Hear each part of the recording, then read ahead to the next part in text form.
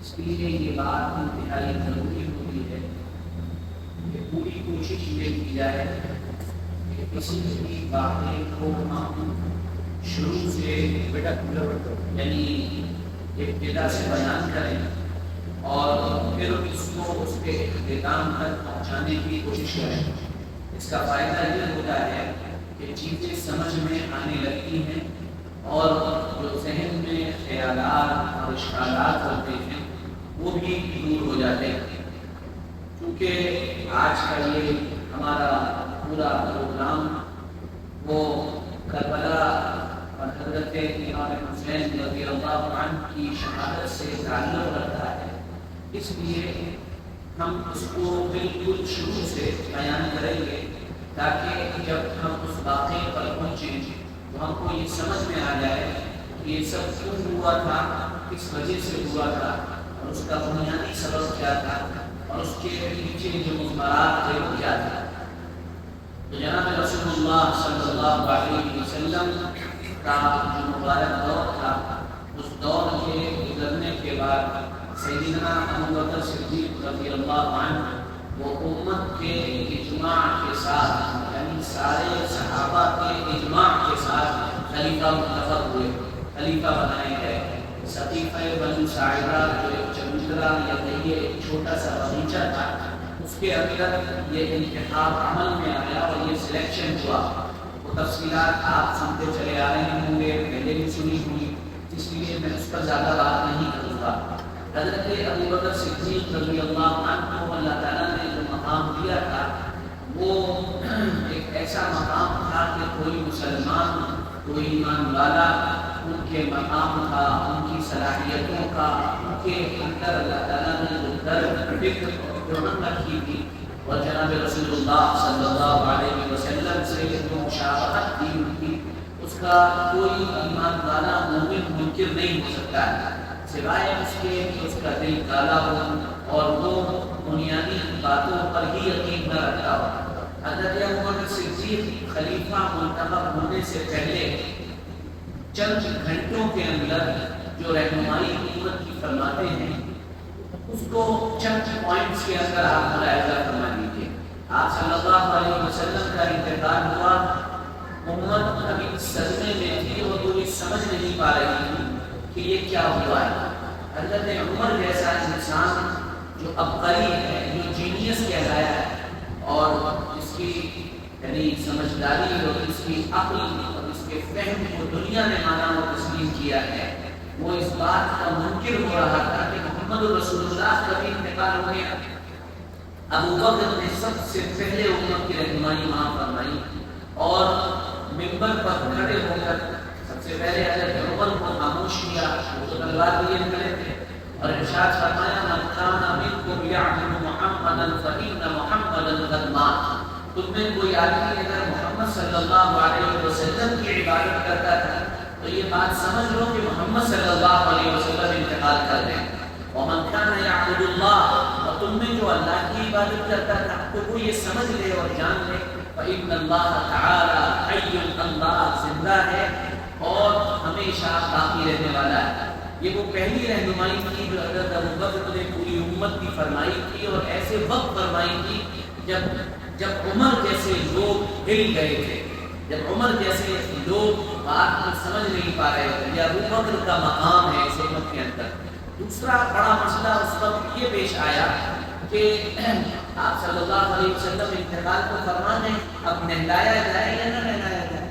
نہلانے کے لیے کپڑے اتارنے کی ضرورت تھی اور اللہ یہ پسند نہیں فرماتا تھا کہ میرے نبی کے جسم میں اطہر سے کپڑے اترے، یہ پسند نہیں تھا۔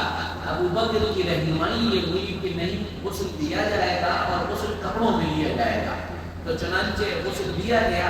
آپ کے انتہائی قریب ترین صحابہ میں جو صحابہ تھے انہوں نے غسل دیا، سیدنا علی کرم اللہ وجہ اس غسل میں شریک اور صحیح تھے۔ یہ دوسری رہنمائی تھی جو حضرت ابو بکر نے کی، روایات اور بھی ہیں اس سلسلے میں لیکن میں اشارہ کر رہا ہوں۔ تیسری رہنمائی اب یہ تھی کیا جناب رسول اللہ صلی اللہ علیہ وسلم کا جنازہ رکے گا یا آپ صلی اللہ علیہ وسلم کے ساتھ کوئی اور معاملہ ہوگا۔ حضرت ابو بکر نے فرمایا نہیں، جنازہ نہیں اٹھے گا، جنازہ اسی جگہ رہے گا۔ میں نے رسول اللہ صلی اللہ علیہ وسلم سے سنا ہے کہ نبی جس جگہ انتقال فرمائے وہی ان کے دفن کی جگہ بھی ہوگی، تو جنازہ نہیں اٹھایا گیا۔ یہ ایک اور تیسری رہنمائی تھی جو ابو بکر نے فرمائی۔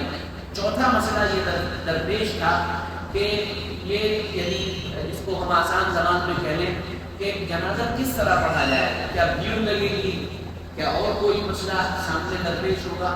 وہاں بھی حضرت ابو بکر نے فرمایا نہیں، تھوڑی دیر کے لیے جنازے کو اکیلا چھوڑا جائے گا اور جنازہ تنہائی میں اکیلے رہے گا۔ کیوں؟ اس لیے کہ جبرائیل آئیں گے اور مقرب فرشتے آئیں گے اور وہ سید الانبیاء جناب رسول اللہ صلی اللہ علیہ وآلہ وسلم کا جنازہ پڑھیں گے۔ تو تھوڑی دیر کے لیے آپ کے جسم اطہر کو باقاعدہ کمرے میں چھوڑا گیا اور انبیاء اور یعنی فرشتوں نے اور مقرب فرشتوں نے جبرائیل علیہ السلام کے ساتھ آپ صلی اللہ علیہ وسلم کی نماز جنازہ کو ادا کیا۔ یہ مسئلہ ہوا اس کے بعد اب یہ کہا گیا کہ امام کون بنے گا۔ وہاں بھی ابو بکر کی رہنمائی موجود تھی، حضور کے سامنے حضور کی امامت یعنی حضور سامنے موجود ہو اور آپ کی امامت کوئی کرے تو یہ منظور نہیں تھا، بلکہ یہ حکم دیا گیا لوگ جائیں گے اپنی نماز جنازہ پڑھیں گے اور چلے جائیں گے۔ عورتوں کو بھی اس کی اجازت دی گئی کہ وہ جائیں اور نماز جنازہ پڑھیں اور چلے جائیں۔ یہ سلسلہ کافی دیر تک باقی رہا، کافی دیر تک یہ سلسلہ چلتا رہا۔ یہ وہ گائیڈنس تھا ابو بکر کا صدیق رضی اللہ عنہ کا، جو انہوں نے خلافت سے پہلے امت کو سنبھالا، امت کو گویا کہ کاندھا دیا تھا۔ امت جو اس وقت سمجھ نہیں پا رہی تھی، امت کو اٹھا کر وہ یہاں پر لائے تھے۔ اس کے بعد فوراً یعنی اسی اسنا میں سب کچھ اتنے چھوٹے سے وقت میں ہوا کہ اسی درمیان حضرت ابو بکر صدیق رضی اللہ عنہ سقیفہ بنو ساعدہ پہنچے اور وہاں لمبا چوڑا واقعہ ہے، ہم اس میں نہیں جائیں گے، بات لمبی کرنی ہے۔ تو وہاں پر گئے اور وہاں جا کر بیعت ہوئی اور وہ امیر المومنین بن گئے۔ آپ صلی اللہ علیہ وسلم کو دفنا دیا گیا اور دفنانے کے بعد امت کو پہلے اس حال کا سامنا کرنا پڑا وہ یہ تھا کہ صحابہ فرماتے ہیں کہ جب ہم نے حضور کو دفنایا فَأَنْكَرَنَا قُلُوبُنَا، ہمارے دل عجیب و غریب طرح کے ہو گئے۔ اور یہ کیفیت بالکل یقینی تھی، یعنی اگر آپ اس کا اندازہ لگانا چاہیں تو بہت آسانی سے لگا سکتے ہیں۔ آپ اپنے کسی پیر و بزرگ کے پاس ملنے جائیں اور اس کا کوئی گھر ہو، اس کی کوئی مسجد ہو، اس کی کوئی خانقاہ ہو، وہاں آپ جائیں اور آپ کے پیر اور مرشد اور بڑے وہاں موجود ہوں، لیکن جب وہ کسی کام سے چلے جائیں یا وہاں موجود نہ ہو تو آپ کو وہ جو مسجد یا وہ جو علاقہ ہے اچھا نہیں لگتا ہے، بلکہ آپ کو اپنے پیر، اپنے بزرگ، اپنے عالم، اپنے منٹور، اپنے مرشد کی یاد آنے لگتی ہے۔ تو جب ساری امت کا، ساری انسانیت کا مرشد، ساری انسانیت کا منٹور، ساری انسانیت کے لیے رحمت للعالمین کو بکھیرنے والا، ساری دنیا کے لیے، ساری دنیا کا سب سے افضل انسان، سب سے افضل لیڈر اور گائیڈ کرنے والا جب اس دنیا سے چلا گیا تو ظاہر سی بات ہے کہ انسانوں کے دلوں میں فرق آنا تھا۔ تو وہ فرق صحابہ نے اپنے دلوں کے اندر محسوس کیا۔ جب خلیفہ بنائے گئے تو تین بڑے چیلنجز ابو بکر کے سامنے تھے۔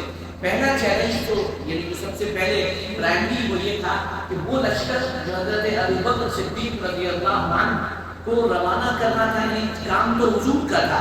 آپ صلی اللہ علیہ وسلم نے حضرت اسامہ کا لشکر ایک ترتیب دیا تھا اور کہا تھا کہ اسامہ اس لشکر کو لے کر جائیں گے اور انشاءاللہ فتح کر کے لوٹیں گے۔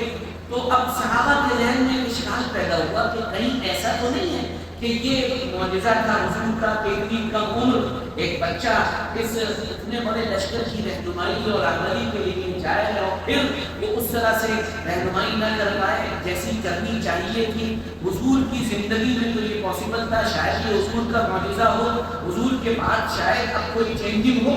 ابو بکر صدیق نے اس چیلنج کو حل کیا اور کہا نہیں، جس کو حضور امام بنا کر گئے ہیں اور جس کو حضور ذمہ دار بنا کر گئے ہیں اس کو امت میں سے کوئی نہیں ہٹا سکتا ہے۔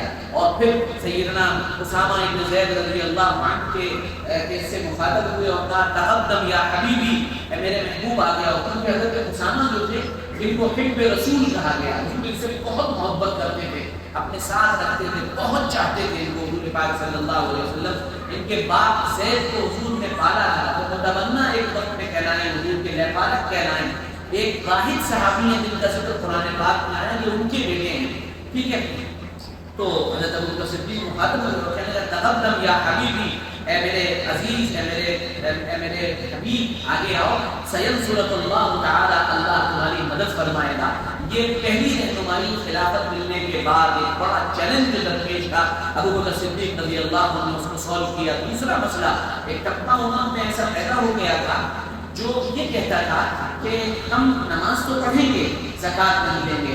ان لوگوں کے مسئلے پر ابو بکر صدیق کا جو موقف تھا، اس موقف سے اختلاف حضرت عمر کو بھی تھا. حضرت عمر کہنے لگے ابو بکر ابھی حالات اسٹیبل نہیں ہیں، ذرا تھوڑا سا صبر کرو اور تھوڑا سا دوسرے جو باہر کے معاملات ہیں ان کو سالو کرو. ایکسٹرنل جو اس وقت ہماری پالیسیز ہیں، جو ہمارے الگ الگ محاذ کھلے ہوئے، ان کو پہلے ہم جیتتے ہیں، فتح کرتے ہیں، امپلیمنٹ کرتے ہیں، اس کے بعد پھر ہم یہاں پر لوٹیں گے. ابو بکر صدیق نے کہا نہیں، یہ بات اچھی طرح سمجھ لو. ایوب الدین والا ہے، دین اپنی اس سطح سے جس پہ رسول اللہ صلی اللہ علیہ وسلم اسے چھوڑ کر گئے ہیں نیچے آ جائے، یہ ہو نہیں سکتا. اور اس وقت تو امپاسبل ہے کہ ابو بکر زندہ ہو اور دین نیچے آ جائے، یہ پاسبل ہی نہیں ہے. یہ ان کی غیرت ایمان تھی، ان کی جرأت تھی. اور باقاعدہ کی روایت کے اندر الفاظ آئے لَأُقَاتِلَنَّ مَنْ فَرَّقَ بَيْنَ الصَّلَاةِ وَالزَّكَاةِ، میں اس سے قتال کروں گا جو نماز اور زکوٰۃ کے درمیان فرق کرے گا. بعض روایات کے اندر آیا ہے کہ جو رسول اللہ صلی اللہ علیہ وسلم کے دور میں ایک رسی بھی اگر دیا کرتا تھا بیت المال میں، اس کو وہ رسی دینی پڑے گی. ابو بکر اس سے وہ رسی وصول کرے گا. یہ دوسرا بڑا چیلنج ہے. جب آپ کسی زمانے سے باہر نکلتے ہیں اور دور ہو جاتے ہیں تو اس زمانے کے حالات اور اس کی سنگینی آپ کو سمجھ میں نہیں آتی ہے. جو بچہ 2022 میں پیدا ہوا ہے، اس کو جب 2042 میں آپ کرونا سمجھائیں گے تو وہ کہے گا یہ کیسے پاسبل ہوا تھا. لیکن کرونا ہم دیکھ کر آئے ہیں، اس کی جو سنگینی تھی وہ ہم نے اپنی آنکھوں سے دیکھی ہے. تو ہم ایک ہی جملہ کہیں گے، بیٹا تمہیں کیا معلوم کیا حالات تھے اس وقت، ہے نا. تو وہ جو حال تھا امت پر جو آیا تھا، انتہائی سنگین حال تھا. محمد رسول اللہ صلی اللہ علیہ وسلم تشریف لے گئے تھے اور ابو بکر اس محاذ پر ڈٹے ہوئے تھے. یہ دوسرا بڑا مرحلہ تھا جب ابو بکر نے امت کو سنبھالا تھا. تیسرا بڑا جو محاذ تھا وہ مسیلمہ کذاب کا تھا. مسیلمہ نے حضور پاک صلی اللہ علیہ وسلم کے آخری دور میں آپ کو خط لکھا تھا اور کہا تھا کہ جو پلین ایریاز ہیں، جو پلین جگہیں ہیں، وہاں پر آپ کی نبوت رہے گی، پہاڑی ایریے پر میری نبوت رہے گی. آپ صلی اللہ علیہ وسلم نے انتہائی سخت الفاظ میں اس سے کہا تھا کہ تیرے جیسے کتنے کتے آئے اور بھونک کر چلے گئے. نبوت کا عمل کبھی اس طرح تقسیم نہیں ہو سکتا ہے. یہ ختم نبوت کا مسئلہ تھا. آپ صلی اللہ علیہ وسلم نے پہلے وفود بھیجے سمجھانے کے لیے. مسیلمہ کذاب سے گفتگو ہوئی، اس کے لوگوں سے گفتگو ہوئی. تو ان لوگوں سے جو بات چیت ہوئی تو اس بات چیت میں صحابہ نے کہا کیا تم جانتے ہو کہ یہ جھوٹا ہے؟ کہا ہم جانتے ہیں یہ جھوٹا ہے. کیا اس کی نبوت کا دعویٰ غلط ہے؟ کہا ہم یہ بھی جانتے ہیں غلط ہے. کہا جب یہ سب غلط ہے تو تم اس جھوٹے کا ساتھ کیوں دے رہے ہو؟ تو انہوں نے جواب میں کہا کہ قبیلہ ربیعہ کے جھوٹے نبی کا ساتھ ہمیں زیادہ پسند ہے بنسبت مضر کے سچے نبی محمد رسول اللہ کے مقابلے پر. یعنی یہ جو برادری بات جو ہے، یہ جو ہماری عصبیت جاہلیہ ہے، یہ محمد رسول اللہ صلی اللہ علیہ وسلم کے دور میں دبی ضرور تھی لیکن اس کا بالکلیہ استحصال نہیں ہو پایا تھا، یہ باقی رہا تھا. اور یہی بنیادی قوس اور ایک وجہ بنی تھی واقعہ کربلا کی. میں آگے اس پر انشاءاللہ پھر آپ سے گفتگو کروں گا. یاد رکھیے گا اس واقعے کو، اس لیے میں نے اس کا یہاں ذکر کیا. تو پھر ایک تیسرا محاذ تھا، سارے صحابہ اس میں اترے ہیں اور ختم نبوت کی اس محنت میں مسیلمہ کذاب کے خلاف سب اترے اور بڑی شہادتیں ہوئی. یہاں تک کہ مسیلمہ کذاب کو قتل کر دیا گیا، مار دیا گیا. دنیا شاید اس مسئلے کو نہ سمجھے اور یہ کہیں کہ صاحب آپ کے نبی کیوں یہ کہتے ہیں کہ وہ آخری نبی ہیں، کیوں یہ کہتے ہیں کہ ان کے بعد نبی آنے والا نہیں ہے. لیکن دین اور دین کی بنیادیں، اس کی ساخت اور اس کا جو بیس بنا ہوا ہے، جس نے اس کو سمجھ لیا ہے تو اسے سمجھ میں آئے گا کہ انا خاتم النبیین لا نبی بعدی کا کیا مطلب ہے نا. یہ اس کو سمجھ میں آئے گا، ورنہ عام آدمی شاید کوئی غیر مسلم اس کو سمجھ نہیں سکتا. یہ 3 مواقع تھے جس پر سہارا دیا تھا ابو بکر صدیق نے اپنی خلافت کے بعد. اور یہ بہت بڑا ایک یعنی کہیے یہ بنیاد تھی جہاں پر امت ادھر ادھر جا سکتی تھی، جہاں پر سامان لیا تھا ابو بکر نے. ابو بکر کی خلافت چند 2 سال کچھ مہینے رہی ہے. ابو بکر صدیق رضی اللہ عنہ کا جب انتقال وقت ہونے کا وقت آیا تو حضرات صحابہ نے کہا کہ آپ اپنے بعد کسی کو منتخب فرما دیجیے. تو حضرت ابوبکر نے فرمایا کہ میں تمہارے بعد اس معاملے کی ذمہ داری عمر کو دیتا ہوں. تو بعض صحابہ نے اعتراض کیا کہ عمر تو بعض معاملات میں بڑے سخت ہیں. تو حضرت ابوبکر صدیق نے کہا مجھے اٹھاؤ اور بیٹھاؤ. پھر بیٹھے اور کہا کہ اس آدمی کو میں نے خلوت میں اور جلوت میں ہر طرح سے دیکھا ہے. یہ آدمی 100% محمد رسول اللہ کا متبع اور فرمانبردار اور آپ صلی اللہ علیہ وسلم کا وفادار ہے. عمر کا نام سن کر جن لوگوں کے پیٹ میں درد ہو اور جو عمر کو گالی دیں اور سر کو شتم کریں اور عمر کی ذات اور اس کے کیریکٹر پر الزام لگائیں تو ان کو یہ یاد رکھنا چاہیے کہ یہ وہ عمر ہیں جن کے بارے میں 28 آیتیں قرآن پاک کی ان کی موافقت میں نازل ہوئی ہیں. تو گویا کہ وہ رب کے اس پسندیدہ ایک چنندہ اور سلیکٹڈ بندے کو ریجیکٹ کر رہے ہیں جو بندہ اللہ کی نگاہ میں محبوب ہے. آگے کچھ اشارات میں کروں گا. ابوبکر صدیق رضی اللہ عنہ نے پھر اس کے بعد کہا کہ یہ اب تک کی امت کی سچویشن میرے سامنے ہے, پھر کوئی بعد میں بدل سکتا ہے, میں بھی اس کے اندر چینجنگ آ سکتی ہے.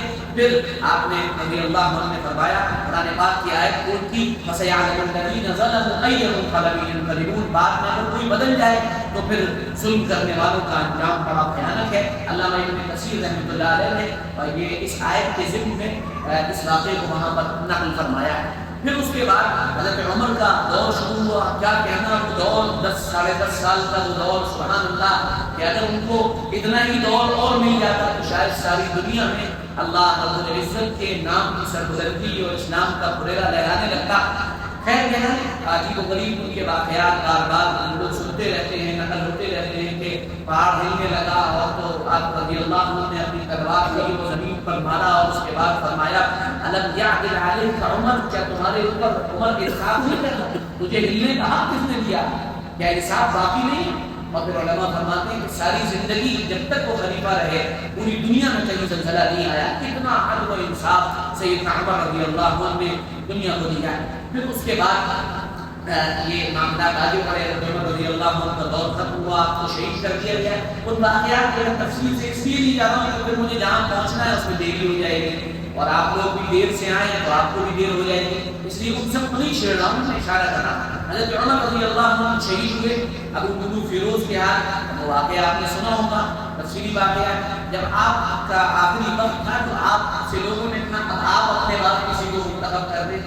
تو 6 لوگوں کا ایک پورا یعنی لجنہ ایک کمیٹی بنائی گئی, حاکم میں سے کسی کو منتخب کرو. عبد الرحمن ابن عوف رضی اللہ عنہ کے نگران میں تھے, وہ جگہ جگہ جاتے تھے, گھروں میں جاتے تھے, لوگوں سے پوچھتے تھے اور قافلوں سے پوچھتے تھے. ہر ایک جو تھا وہ سیدنا عثمان ابن عفان کا نام دیتا تھا. سیدنا عثمان ابن عفان رضی اللہ عنہ پچھلے خلیفہ منتخب ہوئے.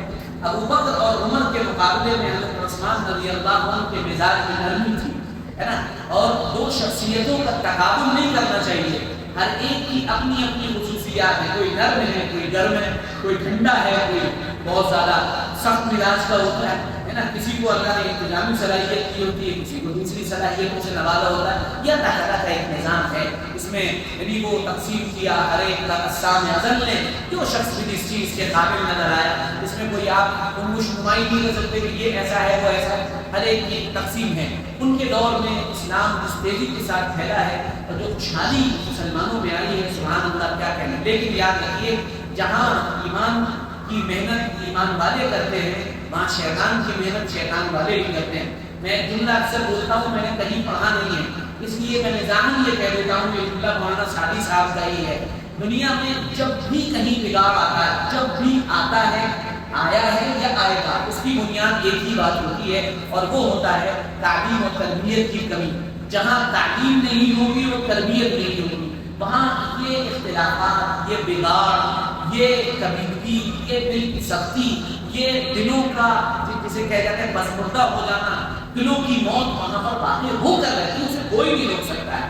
تو سیدنا عثمان رضی اللہ عنہ کے دور میں ایک ایلیمنٹ کو پیدا ہونا شروع ہو گیا تھا جس ایلیمنٹ کی اگوائی یا پیچھے سے بیکنگ یہ یہودی کر رہے تھے, ہے نا. اور اس میں ایک بڑا کردار تھا عبداللہ ابن سبا کا, جو یعنی اصلاً یہودی تھا, ظاہری طور پہ اسلام اس نے قبول کر لیا تھا لیکن وہ بیکنگ کر رہا تھا لگاتار اس مسئلے کو وہ خاموشی کے ساتھ سلجھا رہا تھا. الگ الگ جگہوں پر جا کر، یہاں تک کہ اس نے ایک جماعت تیار کر لی. بھائی کوئی بھی پیر اگر مرید کرنے کے لیے بیٹھ جاتا ہے تو اسے مرید کو یہ بھی جاتے ہیں چاہے دو چالی کیوں نہ ہو، تو اس کے لیے اپنے یعنی جو مرید تھے وہ تیار ہوئے. اور پھر حضرت عثمان رضی اللہ عنہ کی شہادت کا وہ الناک واقعہ پیش آیا کہ ایسا نفیس، ایسا خوبصورت، ایسا بہترین مزاج رکھنے والا حلیم اور ایسا سخی اور ایسا نرم طبیعت انسان، جس کے بارے میں رسول اللہ صلی اللہ علیہ وسلم کا فیصلہ اور آسمان سے فیصلہ یہ ہو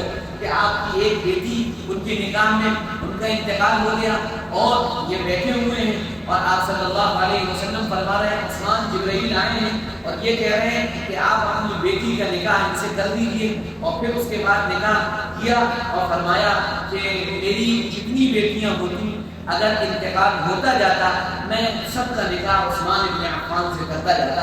آپ ذرا ان کے مرتبے کا اندازہ لگائیے. داماد کسے بناتا ہے آدمی جس کی ذہانت، جس کی انٹیلیجنس پر، جس کی دنیاوی یعنی احوال پر، اور آپ صلی اللہ علیہ وسلم کی نگاہ سے اگر دیکھیں تو ربی احوال پر بڑی گہری نگاہوں پر یہ آدمی کسی کو اپنا یعنی داماد بناتا ہوں. پھر حضور جس کو منتخب کر لیں، سبحان اللہ کیا کہنے. حضرت عثمان رضی اللہ عنہ شہید ہو گئے.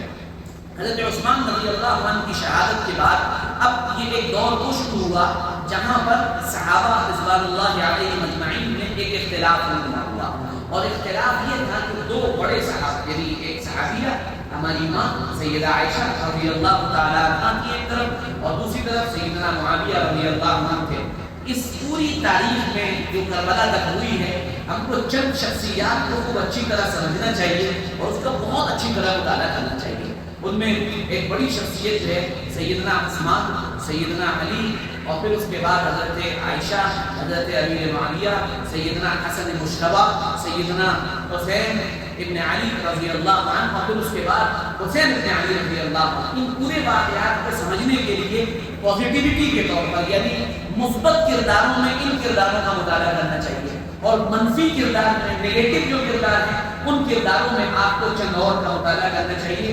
اس میں یزید لعین کا مطالعہ کرنا چاہیے جس کا فسق ثابت شدہ ہے، اور پھر اس کے بعد عبید اللہ ابن زیاد جو مرحوم اور ظالم تھا اس کی زندگی دیکھنی چاہیے. پھر اس کے بعد اس کے جو ساتھی تھے شمر تھا، اشد بن قیس تھا، عامر بن سعد تھا، یہ جو سارے لوگ تھے ان کی زندگی کا ادھر مطالعہ کرنا چاہیے. تب آپ کے سامنے یہ باتیں کلیئر ہوں گی. اور ساتھ میں دو خاندانوں کو پہلے سے پڑھنا چاہیے. اس میں ایک خاندان بنو امیہ کا تھا اور ایک قریش کا خاندان تھا. یہ دونوں بڑے خاندان تھے اور ان دونوں خاندانوں میں آپس میں جو چپتلش تھی اور آپس میں ان کے جو یعنی جو سر کولڈ وار جو ان کے درمیان رہا کرتی تھی اور ایک دوسرے سے آگے جانے کا جو ایک جذبہ ان کے اندر رہا کرتا تھا، وہ بھی ہم کو دیکھنا چاہیے. یہ ساری چیزیں جب ہم دیکھیں گے تو تاریخ کو اس طرح سے پڑھیں گے تب ہم کو پوری تاریخ سمجھ میں آ جائے گی.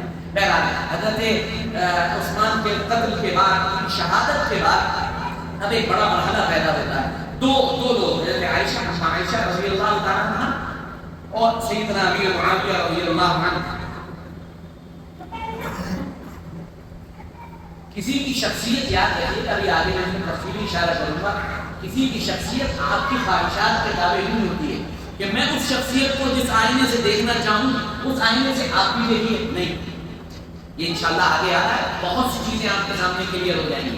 خیر بہرحال تو اب دونوں تھے سیدہ عائشہ، حضرت امیر معاویہ رضی اللہ عنہ. ان دونوں کے ذہن میں ایک بات تھی، وہ یہ تھی کہ حضرت عثمان کو جن لوگوں نے قتل کیا ہے اس کے پیچھے کوئی ایک ایلیمنٹ ہے جو ہمیں نظر نہیں آ رہا ہے، اس لیے ہم کو فوراً حضرت عثمان کے قاتلوں کو پکڑ کر ان سے انتقام لینا چاہیے. حضرت امیر معاویہ کا مطالبہ تھا.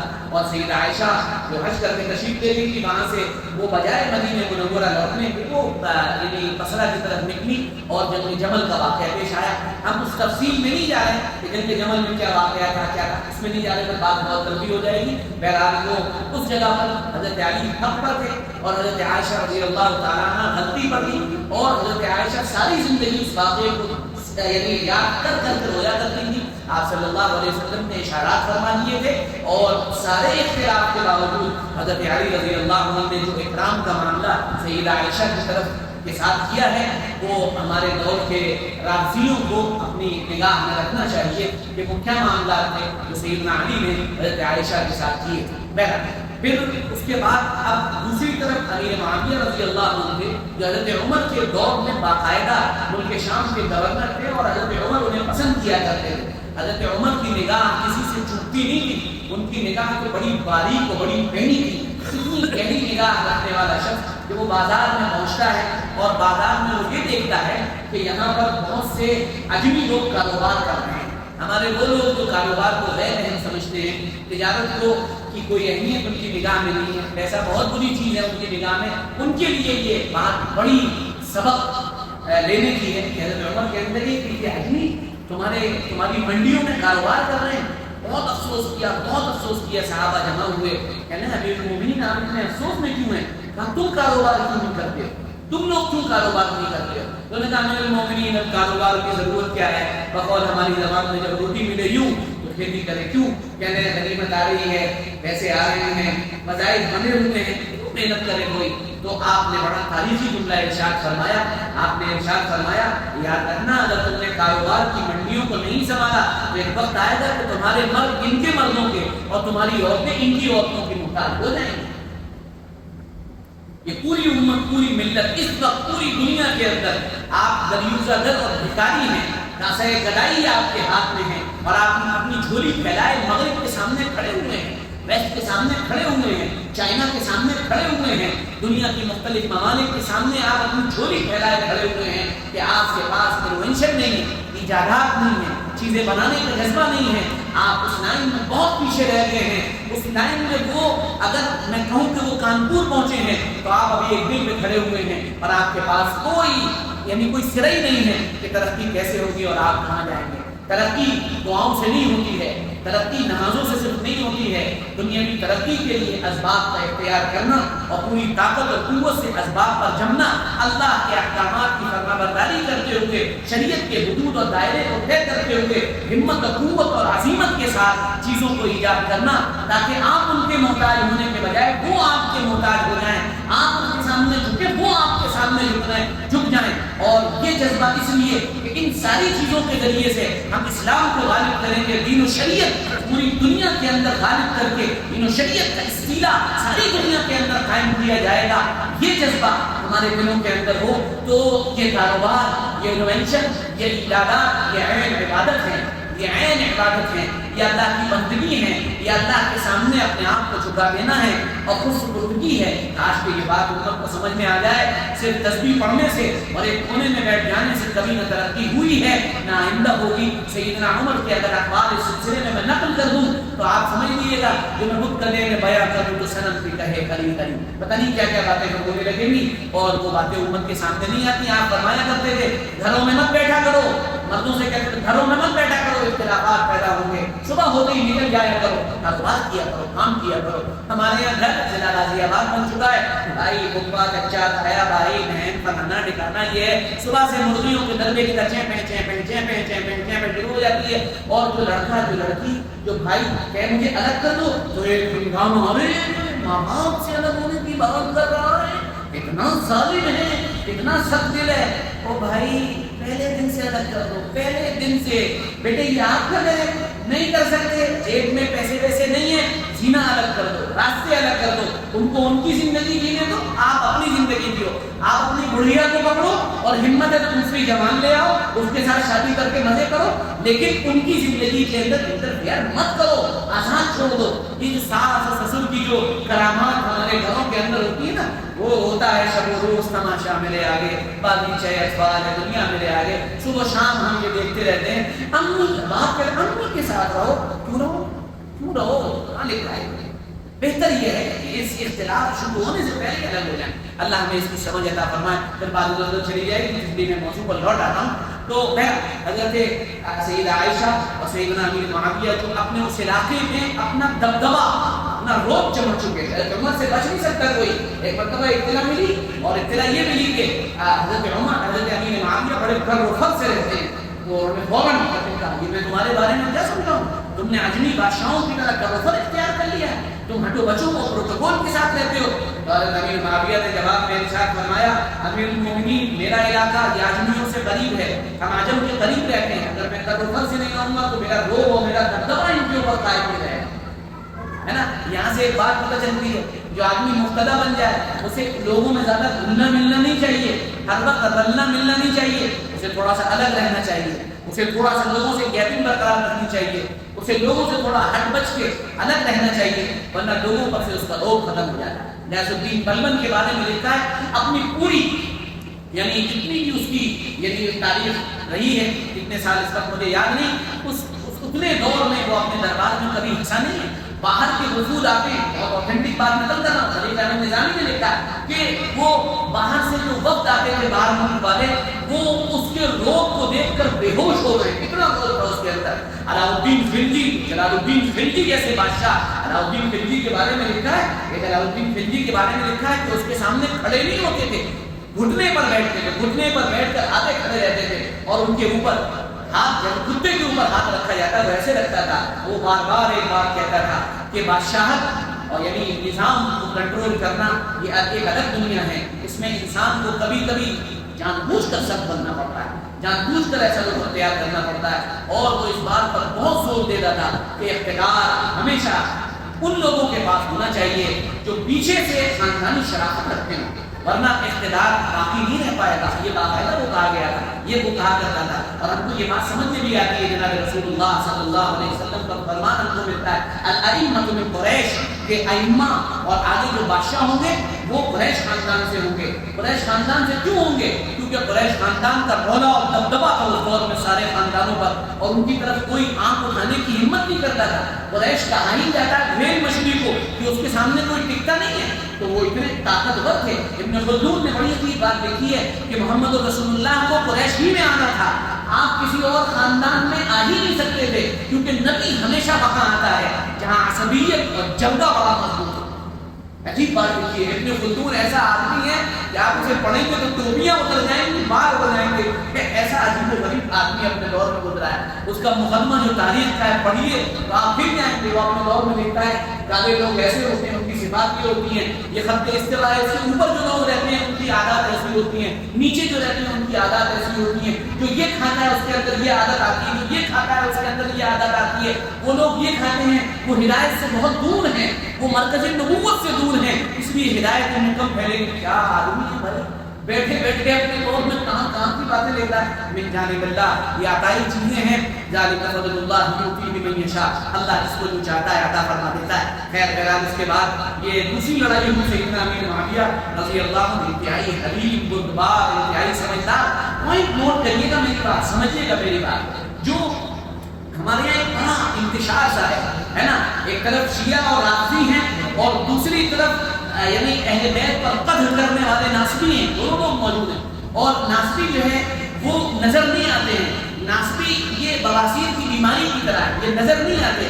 یہ اس وقت نظر آتے ہیں جب تکلیف ہوتی ہے، جب آپ نے کوئی ان کو چائے پلا دی، کافی پلا دی، یعنی کوئی ایسی بات اندر ڈال دی جو بات اندر سے یہ مروڑ پیدا کرے کہ ان کو استنجیت کی ضرورت پڑ جائے. اس وقت ناصبیت نظر آتی ہے، ان کی تکلیف، ان کے چہرے کے آثار اس وقت نظر آتے ہیں اور یہ بڑے پریشان ہو جاتے ہیں. یہ دونوں حالتیں ہمارے یہاں موجود ہیں اور ہم کو حکم یہ ہے اہل سنت والجماعت کا جو سب سے بڑا کلیدی جسے کہا جائے ان کی جو خصوصیت ہے وہ اعتدال ہے، درمیانی راہ ہے. تو جو رافضی ہیں ہم رافضیت کی طرف بھی نہیں ہیں، ہم سیدنا علی کو اپنا امام، اپنا قدوہ، اپنا نمونہ، اپنا بڑا اور اپنے لیے اسوہ مانتے ہیں، لیکن حضرت علی کو ویسے نہیں مانتے جیسے شیعہ مانتے ہیں. سیدنا معاویہ رضی اللہ عنہ کو ناصبی مانتے ہیں، بہت بڑا مانتے ہیں، بلکہ وہ تو یزید کو بھی رحمت اللہ علیہ کہہ دیتے ہیں نا. تو ہم مانتے ہیں سیدنا علی معاویہ رضی اللہ عنہ کا مقام ہے،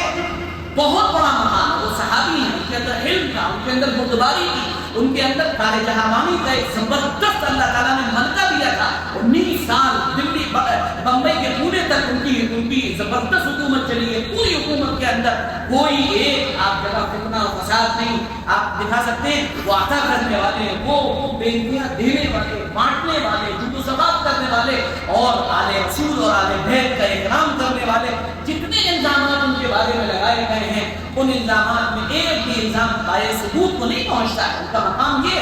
لیکن جب آپ دو شخصیات، ایک کا الگ آپ نے یہ فضیلت بیان کر دی، ایک کی الگ کر دی، بالکل صحیح. حضرت علی رضی اللہ عنہ کے ساتھ جب آپ سیدنا امیر معاویہ کا مقابلہ کریں گے تو پھر بات پھر الگ ہو جائے گی. جیسے سورج کے فضائل آپ بیان کریں, بالکل آپ سورج اپنی جگہ حق ہے, سورج کو ہٹا دیجیے, ذرے کے فضائل آپ بیان کرنا شروع کر دیجیے. یہ ذرہ تو وہ ذرہ اور ایٹم اپنے اندر نہ جانے کتنی خصوصیات, 118 پارٹیکلز رکھتا ہے اپنے اندر, وہ ذرہ اپنے اندر ایک دنیا ہے پوری. لیکن جب سورج سے اس کا مقابلہ ہوگا تو پھر وہ ایک ذرہ ہے. بالکل اسی طرح امام اہل سنہ والجماعت حضرت مولانا عبدالشکور لکھنوی رحمۃ اللہ علیہ, میں سارے ناصریوں سے کہتا ہوں بات پوری بیان کرو. اگر اپنے آپ کو دیوبندی کہتے ہو, اگر اپنے آپ کو کہتے ہو کہ تم منتسب ہو حجت الاسلام حضرت مولانا نانوتوی کے, حضرت مولانا رشید احمد گنگوہی کے, حضرت مولانا عبدالحی لکھنوی کے, ان سب کے اگر تم اپنے آپ کو منتسب کہتے ہو کہ ان سے ہمارا تعلق ہے تو پوری بات بیان کرو. امام اہل سنہ والجماعت مولانا عبدالشکور لکھنوی نے لکھا, صراحتاً لکھا ہے کہ حضرت امیر معاویہ کا مقام بہت اونچا, بہت بلند, لیکن جس مجلس میں سیدنا علی اور حضرت علی کرم اللہ وجہ موجود ہوں, اس مجلس میں امیر معاویہ کو اگر چپلوں کے بعد جگہ مل جائے تو بہت بڑی بات ہے. یہ دو شخصیات کا تقابل اور توازن ہے, ان کا مقام بہت اونچا, لیکن جب مقابلے پر سیدنا علی آ گئے تو پھر سیدنا علی ان کے فضائل اور ان کے مناقب کبھی کوئی سننے والا نہیں. اور وہ جو گیت تم نے سنا نہیں میری عمر بھر کا ریاض تھا, تاریخ تو ہمارا موجود ہے لیکن بولنے چھوڑ دیے تو چھوڑو, سننے والے نہیں ہیں تو کیا کریں جانے دو, ہے نا. وہ جو گیت تم نے سنا نہیں میری عمر بھر کا ریاض تھا, میرے درد کی تھی وہ داستان جسے تم حسین اڑا گئے. کہ جس مجلس اور محفل میں سیدنا علی موجود ہوں اور امیر معاویہ رضی اللہ عنہ موجود ہوں تو پھر حضرت علی کے مقابلے میں سیدنا امیر معاویہ, یہ میری بات نہیں, میری بات ہوتی آپ ریجیکٹ کرتے, آپ اسے ڈال دیتے. امام اہل سنہ والجماعت مولانا عبدالشکور لکھنوی فرماتے ہیں کہ پھر اس مجلس میں امیر معاویہ کو اگر جوتوں کے پاس جگہ مل جائے یہ بہت بڑی بات. علی ہے, من کنت مولاہ فعلی المولا, یہ سب ایسی باتیں نہیں ہیں. علی کے فضائل کے ابواب اتنے ہیں, کتابیں ہیں, کتاب در کتاب ہے نا, نہ جانے کتنی باتیں. یعنی اب تو ایک عجیب و غریب مرحلہ ہے ہماری دنیا کا, ہم پتہ نہیں کہاں چیزیں حضرت علی کے فضائل کوئی بیان کرے تو کہا جاتا ہے کہ یہ شیعیت کی طرف مائل ہو گیا, کسی کا سید ہونا اس کا نیم شیعہ ہونا گردانا جاتا ہے. یعنی آپ سورج کو سورج نہ کہیں, چاند کو چاند نہ کہیں, یہ کون سی بات. اور حضرت امیر معاویہ کے فضائل اور مناقب اگر بیان کیے جائیں تو کہا جاتا ہے کہ یہ ناسبی ہو گیا.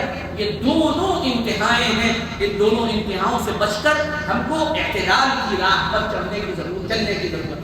ٹھیک ہے, سمجھنا نہیں بات. اس کے بعد اب دور آتا ہے, حضرت امیر معاویہ تھا, وہ 19 سال کا دور ہے. حضرت معاویہ رضی اللہ عنہ کے دور کی ابتدا کیسے, اس کو سمجھنے کی ضرورت ہے. اب آپ سنیں اس وقت ہوتا کیا ہے. اس وقت ہوتا یہ ہے کہ حضرت علی رضی اللہ عنہ کی شہادت ہوتی ہے, اور بڑی کڑوی تاریخ ہے. وہ تاریخ سننے کے لیے گھنٹہ کافی نہیں, وہ تو میرے خیال میں 3 دن لگاتار جو ہے. میں اکثر ایک بات کہتا ہوں کہ بجائے اس کے کہ آپ یعنی جلسوں کو قوالی گاہ بنائیں کہ آج ایک قوال آئے گا وہ اپنی قوالی سنائے گا, دوسرا قوال آئے گا, ٹیسٹ بدلے جائیں گے, مزہ آئے گا. اس کے مقابلے پر آپ ایک قوال کو منتخب کریں جو اچھی قوالی گا لیتا ہو.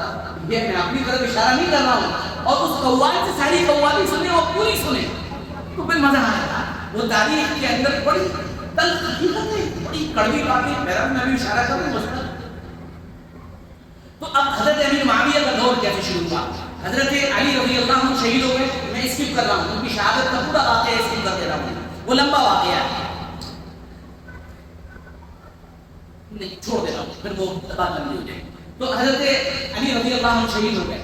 شہادت سے پہلے حضرت علی رضی اللہ عنہ سے لوگوں نے کہا کہ آپ منتخب کریں اپنے بیٹوں میں سے کسی کو.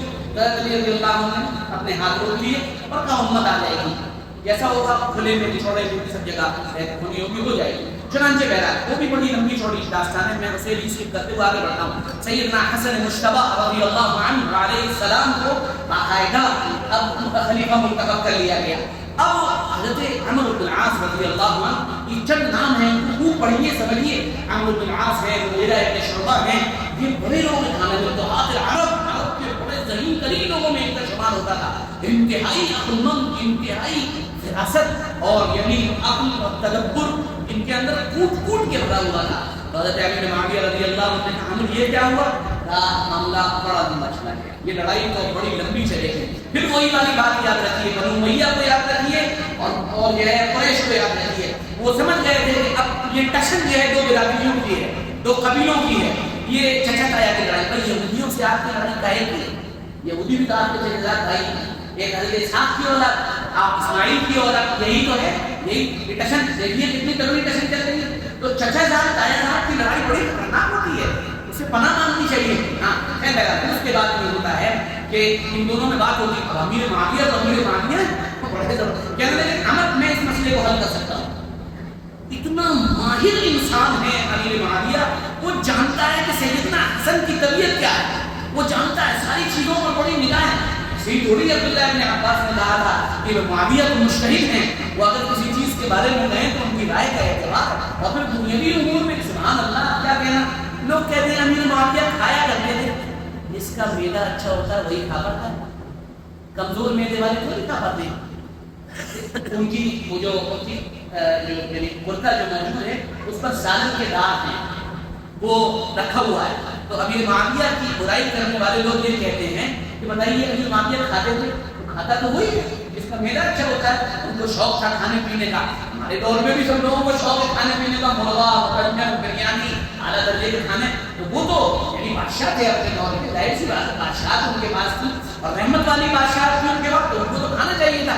بہرحال ابھی امیر معاویہ رضی اللہ عنہ کی بات آ رہی ہے انشاءاللہ, اس پہ بات ہوگی. پھر اس کے بعد کیا ہوتا ہے, وہ کہتے ہیں آپ پریشان مت ہو, معاملہ میں حل کرتا ہوں. سرکاری کاغذ منگاتے ہیں, اس پہ ایک مہر لگاتے ہیں, دستخط کرتے ہیں, اپنے لوگوں سے کہتے ہیں جاؤ سیدنا حسن کے پاس جاؤ, میرا سلام کہنا اور کہنا حسن آپ اس کاغذ کو جو لکھ دیں گے وہ مجھے قبول ہے, جو لکھ دیں گے مجھے قبول ہے. وہ حضرت حسن کی نفسیات کو سمجھ رہے تھے. اب ادھر حضرت حسن نے کہا ہمارے نبی کے صحابہ کون کون, نانا کے صحابہ کون کون ہے, کہاں کہاں ہیں, ہم صحابی ہیں, ہم صحابی ہیں, ہم صحابی ہیں. حضرت حسن رضی اللہ عنہ نے فرمایا کہ آپ نے یہ روایت نانا سے سنی ہے, ان ابن ھذا سید, میرا یہ بیٹا سردار ہے, اللہ تعالیٰ اس کے ذریعے سے امت کے دو گروہوں کے درمیان صلح فرمائے گا. تو صحابہ نے کہا سمعنا سمعنا, ہم نے سنی ہے, ہم نے سنی ہے. آپ نے فرمایا کہ میں اپنی اس بادشاہ یعنی اپنی خلافت سے استعفیٰ دیتا ہوں, اور استعفیٰ دے کر کے اپنی خلافت یہ امیر معاویہ کے ہاتھ دیتا ہوں, اور میں معاویہ کے ہاتھ پر بیعت کرتا ہوں, تم بھی بیعت کرو. سمجھ میں آ گیا, تو وہ بیعت ہو گئی. اب یہ جو سال تھا اور اسلام کا جو ایک بادل منڈرا رہے تھے, ایک زبردست اختلاف, یہ صلح کا سال کہلایا, یہ خیر امن کا سال کہلایا. اب آپ ہمارے شیعوں کے پیٹ میں کتنا بھی مروڑ اور درد ہوتا رہے کہ خلافت لے لی, خلافت حسد کر لی, یہ حضرت علی کے بارے میں بھی یہ کہتے ہیں ابو بکر نے خلافت لے لی, خلافت حسد کر لی. اچھا کتنا کانٹرڈکشن ہے, ایک طرف کہیں گے شیر خدا علی ایسے باب خیبر کو اکھاڑ کر پھینک دیا, اور دوسری طرف کیا کہیں گے خلافت چھین لی, خلافت حسد کر لی. ہم ایسے کمزور علی کے ماننے والے نہیں ہیں, ہم تو علی کو بہادر مانتے ہیں, ہم تو علی کو عالم مانتے ہیں, ہم تو علی کو طاقتور اور قوت والا سمجھتے ہیں, ہم تو علی کے بارے میں یہ سمجھتے ہیں کہ وہ کسی کے روک ٹاپ میں نہیں آئے بلکہ ان کے سامنے نصوص ہیں. اور یہ اگر اشارے کریں گے تو پتہ نہیں بات کہاں سے کہاں چلی جائے گی. حضرت عباس نے حضور صلی اللہ علیہ وسلم کے آخری دور میں فرمایا تھا علی جب ابو طالب کی اولاد میں عبد المطلب کی اولاد میں کوئی مرتا ہے تو اس کے چہرے پر خاص قسم کے آثار نظر آ جاتے ہیں, مجھے محمد رسول اللہ صلی اللہ علیہ وسلم کے چہرے پر وہی آثار نظر آ رہے ہیں. ڈر یہ ہے کہ حضور کا انتقال ہو جائے گا, تم میرے ساتھ چلو اور اپنے لیے خلافت دلوا لو. حضرت علی نے فرمایا میں نہیں جاؤں گا. فرمایا کیوں؟ کہا میں آج گیا اور اگر حضور پاک صلی اللہ علیہ وسلم نے انکار کر دیا تو یہ خلافت کبھی ہمارے درمیان نہیں آئے گی. علی سمجھ رہے تھے ابو بکر پہلے نمبر پر ہے, پھر اس کے بعد چوتھے نمبر پر ہی ان کا نمبر آتا. وہ سمجھ رہے تھے ان باتوں کو, یعنی ایسا نہیں تھا کہ وہ سمجھتے نہیں تھے. بہرحال یہ باتیں ادھر چلی جائیں گی تو میں ادھر نہیں جا رہا ہوں. تو حضرت علی معاویہ رضی اللہ عنہ کہ اس وقت ان کو بادشاہت مل گئی, ان کو بادشاہ بنا دیے گئے اور بڑی رحمت والی ان کی بادشاہی. ٹھیک ہے, اچھا اب یہ ان کا دور تقریباً 19 سال کا دور ہے, یہ ختم ہونے لگا تو کچھ لوگوں نے مشورہ دیا ہے نا. اس مشورے ان مشورہ دینے والوں میں جو بھی لوگ رہے ہوں انہوں نے کہا کہ دیکھیے ایک بات بڑی بنیادی ہے, بڑی اصولی ہے, اس کو سمجھ لیجیے کہ آپ اپنے سامنے کسی کو خلیفہ منتخب کر دیجیے ورنہ بعد میں لوگ آپس میں اختلاف کریں گے. اب جب یہ مسئلہ سامنے آیا تو کیا کیا جائے, انہوں نے کہا یزید کو خلیفہ بنا دیجیے. یزید کی صورت حال اب یہ بڑا ایک ایشو آ جاتا ہے نا. یہ ہم اس پر تھوڑا سا اشارہ کریں گے، لیکن اس پر آخر کی بات پوری کریں گے، لیکن اشارہ کر رہے ہیں حضرت امیر معاویہ رضی اللہ عنہ کو یزید کے احوال کی مکمل اطلاع نہیں تھی کہ وہ کس طرح کی چیزوں میں لگ چکا ہے، یعنی وہ کہاں تک پہنچ چکا ہے، ان کو اس کی اطلاع پورے طور پر نہیں تھی، ورنہ ہم ایک صحابی رسول سے اور جن پر حضور کو اتنا اعتماد کا یہ بھروسہ نہیں کر سکتے کہ وہ اپنی ذاتی خواہش یا بادشاہت کی وجہ سے یزید کی خلافت پہ بیٹھ گئے۔ اب جب یزید کی خلافت کی بات آئی تو بنو امیہ کی حکومت تھی، تو بنو امیہ کی حکومت پورے شام پر تھی۔ شام میں سب سے زیادہ ناصری ہیں آج بھی، سب سے زیادہ ناصری جو اپنے آپ کو اہل سنت والجماعت کہتے ہیں، سب سے زیادہ ناصری وہاں پر ہے۔ امام نسائی رحمۃ اللہ علیہ نے ملک شام جا کر سیدنا علی ابن ابی طالب رضی اللہ عنہ کے فضائل و مناقب بیان کیے، تو امام نسائی جیسے محدث کو شام والوں نے اتنا مارا کہ وہ اپنی جان بچا کر وہاں سے بھاگے ہیں اور ان کو اپنی جان بچانی پڑی۔ تو یہ نواسب کا گڑھ تھا، شام نواسب کا گڑھ رہا ہے ہمیشہ۔ خیر بہرحال تو وہ علاقہ تو پورا متفق تھا کہ ہاں بھائی امیر معاویہ ہمارے بڑے اور یزید۔ اب بیعت دینے کی باری آئی۔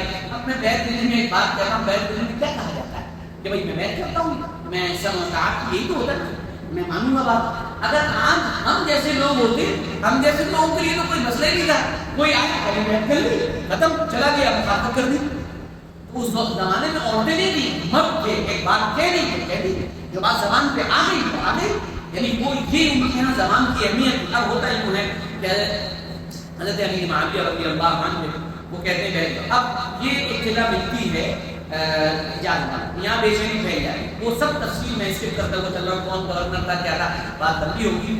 اب وہاں جو ہے تین بڑے یعنی لوگ موجود، مدینہ منورہ تین بڑے لوگ موجود ہیں جو گویا کہ ریزسٹ کر سکتے ہیں، جو گویا کہ اس حکم کے خلاف جا سکتے ہیں، یعنی بیعت نہیں کر سکتے۔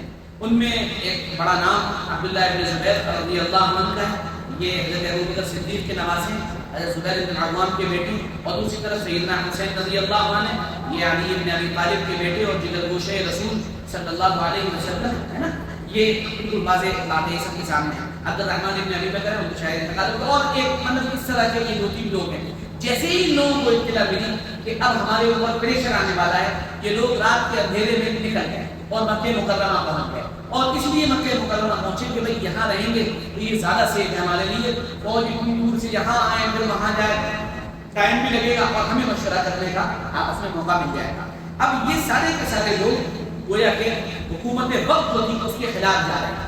ایک ہمارے یہاں طبقہ ایسا ہے ناصریوں کا، وہ یہ کہتا ہے اور بہت زور و شور کے ساتھ کہتا ہے، اس کی بھی صفائی ضروری ہے، وہ یہ کہتا ہے کہ حضرت حسین بن علی رضی اللہ عنہ تھے، انہوں نے باقاعدہ بغاوت کی تھی حکومت وقت کے خلاف۔ اب میں آپ سے ایک سوال پوچھنا چاہتا ہوں کہ حضرت حسین رضی اللہ عنہ کی جو بغاوت تھی، کیا وہ بغاوت تھی کہ کچھ اور تھا؟ یزید کے خلاف حضرت حسین کا جو قدم تھا رضی اللہ عنہ، کیا وہ بغاوت تھی یا کچھ اور تھا؟ حضرت حسین کا ماننا یہ تھا رضی اللہ عنہ کہ یزید کو جو بادشاہ بنایا گیا ہے، یزید کے لیے جو بیعت دی جا رہی ہے، اس بیعت پر ابھی ساری امت متفق نہیں ہے، اس لیے یہ بیعت نہیں ہے، بلکہ اس کے مقابلے میں ہم یہ کہہ سکتے ہیں کہ یہ صرف ایک چیز ہے، یہ حضرت امیر معاویہ کا مشورہ ہے، امت نے اس کو قبول نہیں کیا۔ یہ بنیادی بات ان کے ذہن میں تھی۔ حضرت حسین رضی اللہ عنہ پر بغاوت کا الزام لگانے والے ذرا اپنے ذہن اور دماغ کی خبر لیں کہ وہ کس طرح کی باتیں امت کے سامنے پیش کر رہے ہیں۔ یہ کتاب ہے، بہت اچھی کتاب ہے، سیدنا حسین ابن علی رضی اللہ عنہ مولانا الیاس محمد کی کتاب ہے، اور میں نے نیت کر لی ہے زندگی رہی تو اگلے سال 10 دن میں اس کو سبقاً باقاعدہ پوری ریکارڈنگ کے ساتھ دوبارہ پڑھوں گا۔ مولانا الیاس محمد حلقہ دیوبند کے ترجمان کہلاتے ہیں، ہے نا، پورا حلقہ دیوبند کا وہ اپنا ترجمان کہلاتا ہے، متکلم اسلام کہلاتے ہیں۔ وہ اپنی اس کتاب میں صفحہ نمبر 212 پر اس اعتراض کو نقل فرماتے ہیں، کہتے ہیں حضرت حسین پر باقی ہونے کا الزام، وہ پھر اس کے بعد جواب دیتے ہیں کہ بغاوت کہا جاتا ہے جو وقت کا عادل بادشاہ ہو، یعنی جو اچھا انصاف کرنے والا بادشاہ ہو، اس کے خلاف خروج کرنے کو بغاوت کہتے ہیں، اور یزید جیسے انسان کے خلاف بغاوت کرنا یا اس کے خلاف اقدام کرنا یہ بغاوت کے زمرے کے اندر نہیں آتا ہے۔ جو باقاعدہ ہدایہ کی شرح سے عبارت نقل فرماتے ہیں۔ پھر اس کے بعد کہتے ہیں جواب نمبر 2، حضرت حسین رضی اللہ عنہ جماعت سے الگ نہیں ہوئے تھے، بلکہ انہوں نے اپنی کچھ شرائط رکھی تھی، وہ شرائط ابھی انشاءاللہ آگے آتی ہیں۔ تیسری بات، تیسرا جواب وہ یہ کہتے ہیں، جواب میں یہ کہتے ہیں کہ حضرت حسین رضی اللہ عنہ کے نزدیک یزید کی بادشاہت محض ایک مشورہ تھا، ان کے نزدیک یزید کی بادشاہت ثابت ہی نہیں ہوئی تھی۔ اس کا مطلب سیدھا سیدھا یہ کہ حضرت حسین کوئی بچے نہیں تھے، کوئی نوجوان نہیں تھے، ان کی عمر 50 سے اوپر ہو رہی تھی، وہ مجتہد تھے، وہ فقیہ تھے، وہ بہت بڑے عالم تھے۔ انہوں نے اپنے علم کی روشنی میں یہ فیصلہ کیا کہ یزید کو اگر آج بادشاہ بنایا جا رہا ہے تو یہ صرف مشورہ ہے امیر معاویہ رضی اللہ عنہ کا، اس کی خلافت ابھی منعقد نہیں ہوئی ہے، تو اس کے خلاف ریزسٹ کرنا، یہ وقت کے بادشاہ کے خلاف ریزسٹ کرنا نہیں ہے، یہ واضح طور پر انہوں نے کہا۔ چوتھا جواب وہ یہ کہتے ہیں کہ حضرت حسین رضی اللہ عنہ کو محمد رسول اللہ صلی اللہ علیہ وسلم نے فرمایا تھا الحسن والحسین سیدا شباب اہل الجنہ، یہ جنت کے جو جوان لوگ ہیں ان کے سردار ہیں، کیا آپ ان کے بارے میں یہ شبہ کر سکتے ہیں کہ وہ باغی یا بغاوت کا ارتکاب کریں؟ بہرحال یہ جواب مولانا الیاس محمد دار البرکاتہ نے دیا، ابھی آگے اس پر اور گفتگو آئے گی۔ اب عبداللہ ابن عباس، اب یہاں سے وہ موضوع شروع ہو رہا ہے، توجہ دیجیے گا۔ عبداللہ ابن زبیر یہ بھی گویا کہ بیعت کرنے کو تیار نہیں، حضرت حسین رضی اللہ عنہ یہ بھی بیعت کرنے کو تیار نہیں، دونوں تیار نہیں، دونوں کی طرف دونوں کو جنرل ایکسیپٹنس حاصل ہے۔ اور حضرت حسین کا تو کیا کہنا، نواسۂ رسول فاطمہ کے بیٹے علی رضی اللہ عنہ کے گویا کہ لخت جگر ہیں، ان کی طرف تو کیا کہنا، کیا رجوع اور کیسا لوگوں کا یعنی آمد ہوگی اور کیسا لوگ ان سے محبت کرتے ہوں گے، یہ اندازہ آپ کو ہو گئی۔ ان دونوں میں ایک بات میں اتفاق تھا کہ ہم کو ریزسٹ کرنا ہے، ہم کو اس حکومت کے خلاف اقدام کرنا ہے۔ اختلاف ایک بات میں تھا کہ ہم یہ جو کچھ کریں، یہ جو ہمارا پورا ریزسٹ کرنا، یہ جو ہماری پوری مخالفت ہو، اس مخالفت کا مرکز کیا ہونا چاہیے، وہ مخالفت کس جگہ سے ہونی چاہیے۔ عبداللہ ابن زبیر نے رضی اللہ عنہ نے کہا ارے حضرت والا اے حسین، ایک بات یاد رکھیے، مکہ مکرمہ اور مدینہ منورہ یہ اسلام کا مرکز ہے، اسلام یہاں سے دنیا کے اندر پھیلا ہے اور یہ سیفسٹ پیلس ہے ہمارے لیے کہ جہاں پر ہم اپنے آپ کو سیف رکھ سکتے ہیں اور آپ بھی محفوظ رہیں گے۔ اس لیے میری رائے نہیں ہے کہ آپ کہیں اور جائیں، آپ یہیں رہیں، آپ کا قیام یہیں رہنا چاہیے، آپ وہاں مت جائیے جہاں آپ کو بلایا جا رہا ہے۔ اب بیچ میں ایک بڑی مزیدار دلچسپ بات اور سنتے چلیے، حضرت حسین رضی اللہ عنہ کے پاس خط آنا شروع ہو گئے، عراق والے خط لکھ رہے تھے، حضرت آپ یہاں تشریف لے آئیے، ہم آپ کے ساتھ ہیں، ہم آپ کی مدد کریں گے، ہم آپ کو یہ کریں گے وہ کریں گے۔ ان کی طرف سے خط آ رہے تھے، لگاتار خط آ رہے تھے۔ حضرت حسین رضی اللہ عنہ کا مزاج اپنے والد سے ملتا جلتا تھا، بہت اپنے والد سے میل کھاتا تھا، ان کے مزاج میں یہ بات داخل تھی کہ یہ جو امت کا اتنا بڑا طبقہ مجھے خط لکھ رہا ہے، آج اگر چاہیے جیسا بھی ہے، اگر میں نے اس کی سرپرستی آج نہ کی تو کہیں ایسا نہ ہو کہ خانہ جنگی ہو جائے، کیونکہ وہ لوگ نعمان ابن بشیر رضی اللہ عنہ جو صحابی تھے کوفہ میں، اور وہ یزید کی طرف سے اس کے پیچھے نماز پڑھنا، ان کے پیچھے نماز پڑھنا بند کر چکے تھے، تو ان کو ڈر یہ ہوا کہیں ایسا نہ ہو کہ یہ خانہ جنگی ہو جائے، اس سے بہتر یہ ہے کہ میں جاؤں، ان کے سر پہ ہاتھ رکھوں، سمجھاؤں اور پھر یہ معاملہ سولو ہو جائے۔ اب سوال یہ پیدا ہوتا ہے، حسین نے ارادہ کیا اور باہر نکلے۔ اب یہ مورخین نے سوال قائم کیا ہے کہ حضرت حسین رضی اللہ عنہ نے عراق جانے کا عزم کیوں کیا۔ نمبر ایک، پہلی بات جو میں عرض کرتا ہوں وہ یہ کہ طبیعت جو تھی حضرت حسین رضی اللہ عنہ کی، وہ اپنے والد کی طرح تھی، ان کی طبیعت پر اپنے والد کی چھاپ تھی بہت زیادہ، وہ شفیق تھے، محبت کرنے والے تھے۔ ایک بڑی عجیب و غریب روایت میں آپ کے سامنے نقل کر رہا ہوں، یہ طبرانی نے معجم الکبیر میں نقل کی ہے، جلد نمبر 3 ہے اور صفحہ نمبر 7 ہے، اور یہ سند اس کی بالکل صحیح ہے، یہ سند صحیح کے الفاظ آئے۔ فرمایا کہ ایک مرتبہ حسن مجتبی رضی اللہ عنہ علیہ السلام بیٹھے ہوئے ہیں اور ایک باندھی آئی، اتنے سارے خط لے کر آئی، اتنے سارے خطوط تھے اس کے بعد، اور اس نے خط لا کر حضرت حسن رضی اللہ عنہ کے پاس رکھے، تو انہوں نے کہا کہ کیا ہے، کہا کہ یہ کوفہ والوں کے خطوط ہیں۔ حضرت نے فرمایا، حضرت حسن نے فرمایا ایک ٹب لے کر آؤ اور اس میں پانی بھر کر لاؤ، ٹب لاؤ اور پانی لاؤ۔ تو وہ ٹب اور پانی لینے کے لیے گئی، ٹھیک ہے۔ اب جب ٹب اور پانی لے کر وہ آئی، آپ نے فرمایا یہ سارے خط اس کے اندر ڈال دو، ایک بھی خط نہیں پڑا۔ اب یزید ابن احمد ان کے شاگرد ہیں، حضرت حسن رضی اللہ عنہ کو فرمانے لگے حضرت یہ کیا کیا آپ نے، یہ خط کس کے تھے جن کو آپ نے نہ پڑھا نہ دیکھا، اٹھا کر آپ نے پانی میں ڈال دیا۔ تو حضرت حسن رضی اللہ عنہ نے بڑا تاریخی جملہ فرمایا یہ اہل عراق کے خط ہیں، جو حق کی طرف مائل نہیں ہوتے اور باطل سے رکتے نہیں، جو حق کی طرف مائل نہیں ہوتے اور باطل سے رکتے نہیں، یہ فرمایا۔ اور پھر اس کے بعد حضرت حسین رضی اللہ عنہ غالباً وہی موجودوں نے فرمایا مجھے کوفہ والوں کے سلسلے میں ان سے بڑا ڈر ہے، ان سے بڑا ڈر ہے سیدنا حسین رضی اللہ عنہ سے، یعنی یہ کہ میں تو ان کی ایکچوئل سچویشن کو سمجھتا ہوں، کہیں حضرت حسین اپنی مزاج کی اور اپنی طبیعت کی بنیاد پر جو شفقت کا مزاج ہے، کہیں ایسا نہ ہو یہ ان کے ان خطوط کی وجہ سے دھوکہ کھا جائیں اور چلے جائیں۔ اس کا مطلب یہ ہے کہ حضرت حسین کا مزاج ایسا تھا اور حضرت حسین رضی اللہ عنہ سمجھ رہے تھے کہ ہاں عراق والوں کا یہ ان کا ایک عجیب و غریب انداز ہے، وہ آج کہہ رہے ہیں کل بدل سکتے ہیں، لیکن وہ امت کو اپنے والد کی طرح خالی ہاتھ نہیں چھوڑنا چاہتے تھے۔ یہ ان کی باقاعدہ ہجرت یا کہیے عراق کی طرف جانے کی ایک بہت بڑی وجہ تھی۔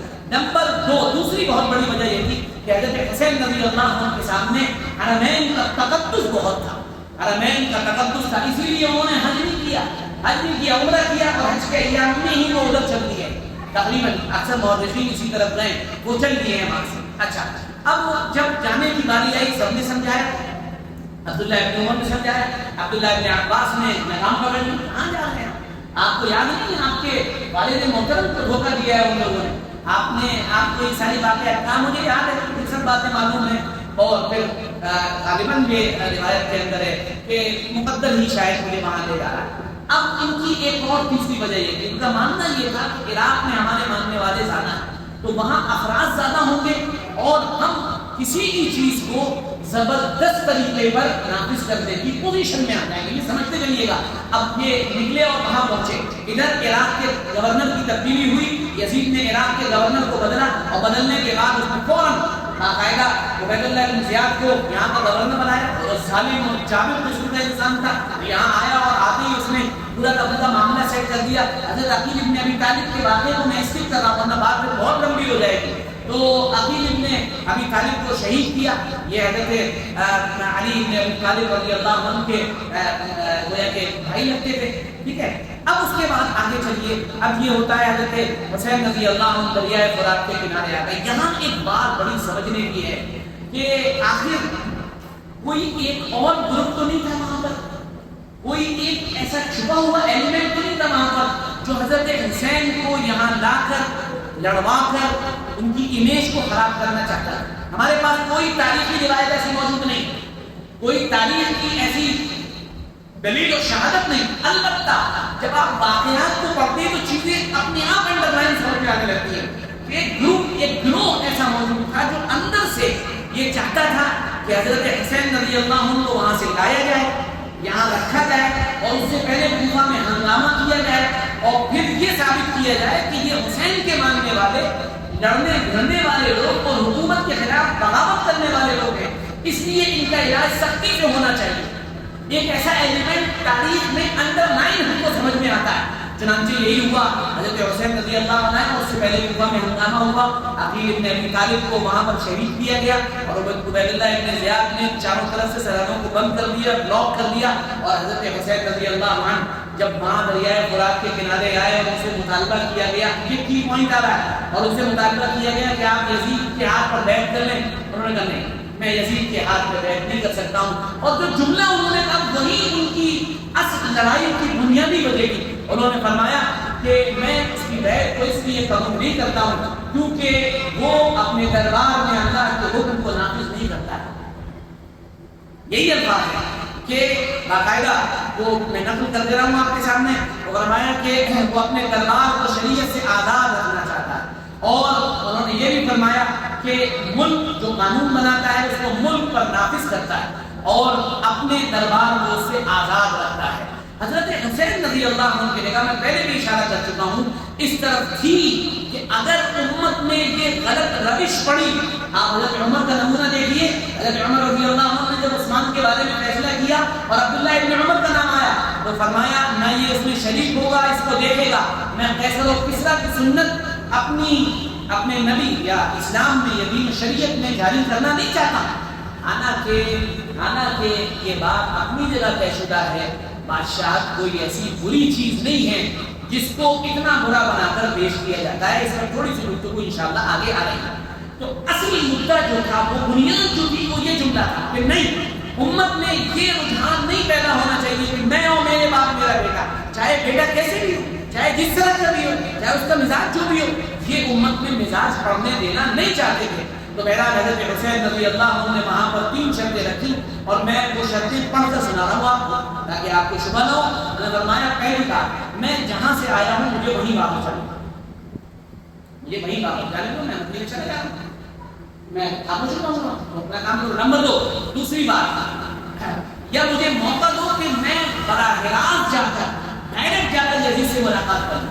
عبید اللہ بن زیاد سمجھتا تھا کہ حضرت حسین کو دیکھ کر آدمی کا ایک عہدہ ہوتا ہے، آدمی کا ایک اپنا مقام ہوتا ہے، اس کے مقام کے سامنے پر سیدنا حسین رضی اللہ عنہ، ان کے بارے میں اللہ کے نبی صلی اللہ علیہ وسلم نے ان کے سردار ہونے کی، جنت کا سردار ہونے کی، جنت کا پھول ہونے کی، ان کے نام جیسا نام نہ ہونے کی باتیں پہلے فرما دی ہو. تو اب ان جیسا رد ظاہر سی بات، علی کا بیٹا تو مقام ہی رکھتا. عبید اللہ بن زیاد کا ڈر یہ تھا کہ اگر یہ پہنچ گئے تو پھر یہ سمجھ لو کہ ہو سکتا ہے کہ ان کے اس عہدے کو دیکھ کر کہیں یزید اپنا تاج جو ہے کہیں ایسا نہ ہو کہ وہ ہمارے قدموں میں رکھے، یہ حضرت حسین کے قدموں میں رکھے اور پھر ہمارے لیے مشکل خرید جائے. تیسری بات، حضرت حسین رضی اللہ عنہ نے باقاعدہ فرمائی کہ یا پھر مجھے اسلام کی سرحدوں میں سے کسی سرحد کی طرف جانے دو تاکہ میں وہاں کی حفاظت کر سکوں اور پھر وہاں پر اپنی زندگی وہیں پر گزاروں. یہ 3 شرطیں حضرت حسین نے رکھی تھی، لیکن ان تینوں شرطوں کو نہ مانا گیا اور کربلا کا وہ واقعہ پیش آیا جو ہمارے سامنے. اس کے بعد اب ایک بڑا سوال، 2 سوال رہ جاتے ہیں. ان 2 سوالوں میں ایک سوال یہ ہے کہ ہمارے یہاں ایک طبقہ ایسا بھی ہے ناصبیوں کا، جن کا باقاعدہ یہ ماننا ہے کہ یزید کو رحمت اللہ علیہ کہنا چاہیے، اور وہ اس پہ دلیل یہ کہتے ہیں، دلیل یہ پیش کرتے ہیں کہ آپ صلی اللہ علیہ وسلم نے فرمایا کہ میری امت کا پہلا وہ لشکر جو سمندر کے راستے سے اللہ کے راستے میں جہاد کرے گا، اللہ ان کی مغفرت فرما دیں گے. بھائی بڑی موٹی سی بات ہے، یہ بھی تو دیکھنا چاہیے کہ کسی کے بارے میں مغفرت کی بشارت ملی اگر، تو اس کے بعد کی زندگی کیسی تھی، اس نے اپنی بات کی زندگی میں کیا کام میں انجام دیے، یہ بات خوب سوچنی چاہیے. ایسا ہرگز نہ ہونا چاہیے کہ آپ رسول، یہ اہل بیت کی نفرت آپ کو یہاں لے جا کر کھڑا کر دے کہ آپ یزید کے ساتھ کھڑے ہونے والے بن جائیں.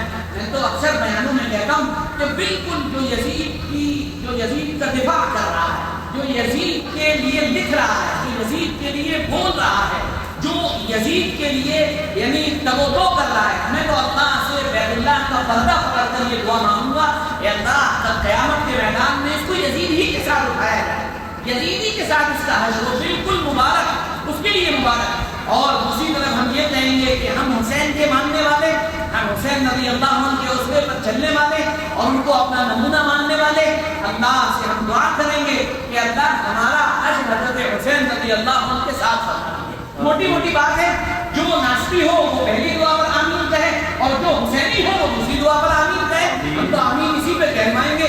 اور ہماری بات بڑی اچھی ہے، بارش بھی ہو رہی ہے، آمین کہہ دیجیے، بارش ہوتے ہوئے دعا بھی قبول ہوتی ہے. اللہ ہمیں سیدنا حسین کے ساتھ کھڑا فرما دے. اللہ ہمیں ان کے اس لشکر کے ساتھ جو ائمہ ہیں اور جو ساری دنیا کے لیے نمونہ ہیں، جو ساری دنیا کے لیے ایک ایسی مثال قائم کر رہے ہیں جو مثال پہلے اور بعد میں شاید کسی نے قائم نہیں کی، جو اپنی نسل کو ایک بنیادی چیز پر قربان کر کے گئے.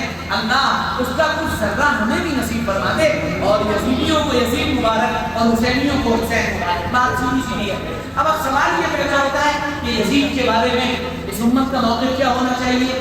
ایک تو رحمت اللہ علیہ کہنے والے لوگ ہیں، یہ سارا اہل حدیث کا طبقہ، یہ سارے غیر مقلدین کا طبقہ، نسبیوں کا طبقہ یہ یزید کو رحمت اللہ علیہ کہتا ہے، اور دوسری طرف جو ایک طبقہ رافضیوں کا ہے وہ ملعون کہتا ہے. ان دونوں کے بیچ میں اہل سنت والجماعت ہے اور ان کا موقف بالکل واضح ہے، صاف ہے، وضوح ہے.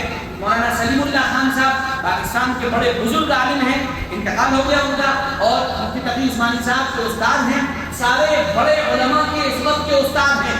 وہ بالکل واضح اور وضوح انداز میں فرماتے ہیں یزید کا فسق اور فجور میرے سامنے 3 بنیادوں پر بالکل کھلا ہوا ہے۔ نمبر 1، پہلی بات، کربلا کا جو سانحہ پیش آیا اس میں جو ظلم اور زیادتی اس کی فوج نے کی، کربلا کے مجرمین سے اس نے بدلہ نہیں لیا، یہ اس کے فسق و فجور کی پہلی نشانی، یہ پہلی علامت ہے۔ نمبر 2، دوسری چیز، حرہ، واقعہ حرہ جو ہوا تھا، حرم نبوی میں گھس کر مسجد نبوی کے اندر باقاعدہ گھوڑوں کو باندھا گیا، وہاں گھوڑوں میں بیت کی، صحابہ اور صحابہ کی اولادوں کی حرمت کو پامال کیا گیا، صحابہ کی اولاد کو قتل کیا گیا۔ یہاں تک روایات میں ہے، اتنی تعداد کو نہیں اتنی شیعہ بیان کرتے ہیں۔ بہرحال وہاں یزیدی جو افواج تھی، شامی جو افواج تھی، انہوں نے زنا بھی کیا، یہ بھی ثابت ہے۔ اور شیخ الاسلام ابن تیمیہ جن کا میلان تقریباً نواسب کی ہی طرف ہے، حالانکہ وہ بڑے معتدل لکھنے والے ہیں، انہوں نے بھی اس بات کا اقرار کیا ہے کہ ہاں یہ زنا تو ہوا ہے۔ وہ بھی باقاعدہ اظہار کر رہے ہیں کہ والحق، یہ بات حق ہے۔ واضح طور پر منہاج السنہ جو ان کی معرکۃ الآراء کتاب ہے، اس میں وہ واضح اور دوٹوک انداز میں لکھتے ہیں والحق ان الحسین قتل مظلوما، یہ بات حق ہے اور سچ ہے کہ حسین کو مظلومیت کی حالت میں قتل کیا گیا۔ ٹھیک ہے۔ تیسری چیز جو اس کے فسق پر سب سے بڑی یعنی دلیل ہے، وہ مکہ مکرمہ پر اس کا حملہ ہے۔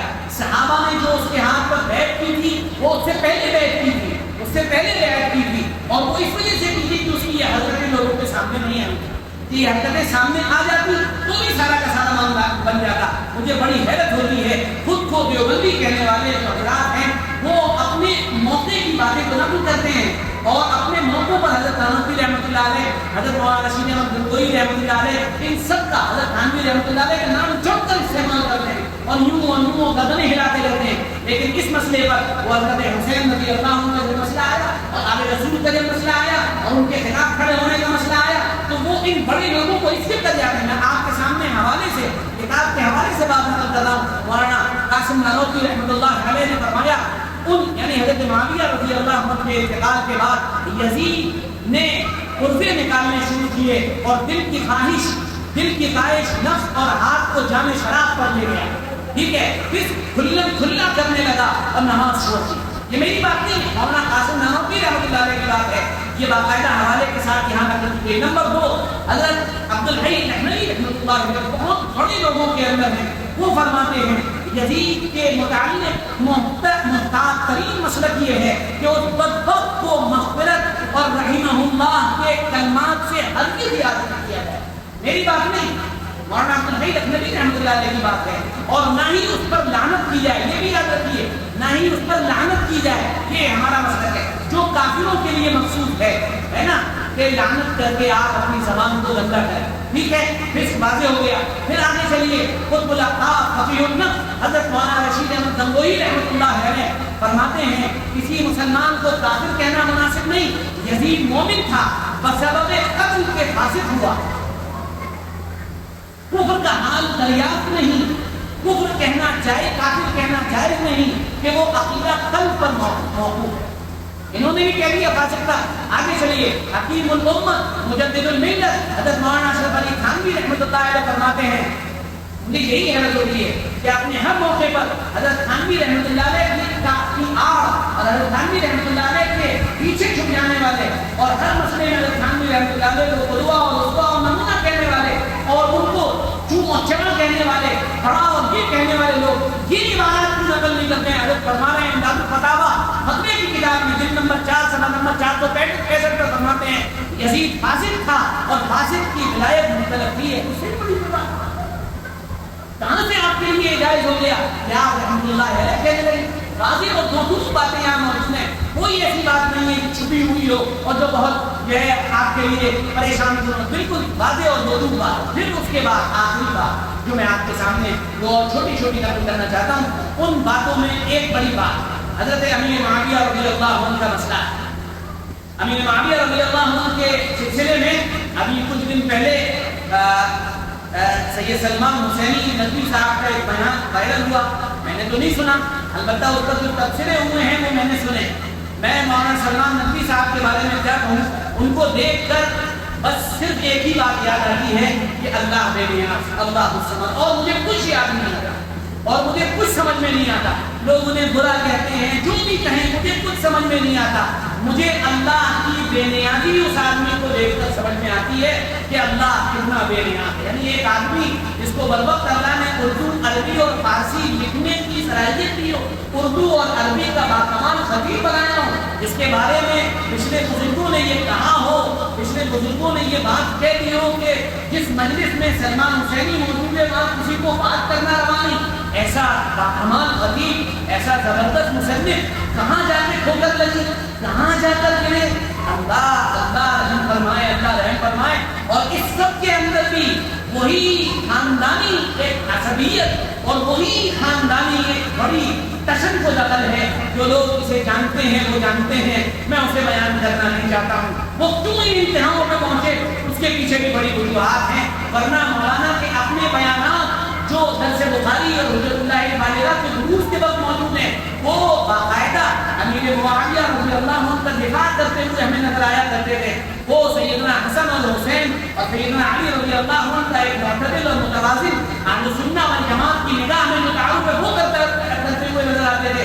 اور وقت نے جب پلٹا کھایا اور اللہ کی طرف سے جب ایک یعنی دل گرے اور ذہن اور دماغ پر کسی خاص چیز کا تسلط ہوا, وہ کتابوں کا بھی ہو سکتا ہے, وہ کسی سحر و جادو کا بھی ہو سکتا ہے, وہ وقتی حالات کا بھی ہو سکتا ہے, وہ خاندانی وجوہات بھی ہو سکتی ہیں, وہ ساری باتیں ہو سکتی ہیں, یا ان کے خاندان کے پرانے اثرات بھی ہو سکتے ہیں کہ مولانا کا جو خاندان تھا وہ سادات بارہاں سے تعلق رکھتا تھا. حضرت نانوتوی رحمۃ اللہ علیہ کے ہاتھ پر انہوں نے توبہ کی تھی. مظفر نگر اور منصور کے علاقے میں یہ سادات جو تھے یہ باقاعدہ شکل ہوا کرتے تھے اور انہوں نے باقاعدہ توبہ کی. حضرت مولانا قاسم نانوتوی رحمۃ اللہ علیہ کے ہاتھ پر وہ اثرات کچھ بھی ہو سکتا ہے. میں پرسنلی بہت پہلے تک ان کا بڑا احترام, بڑا اعزاز کرتا تھا.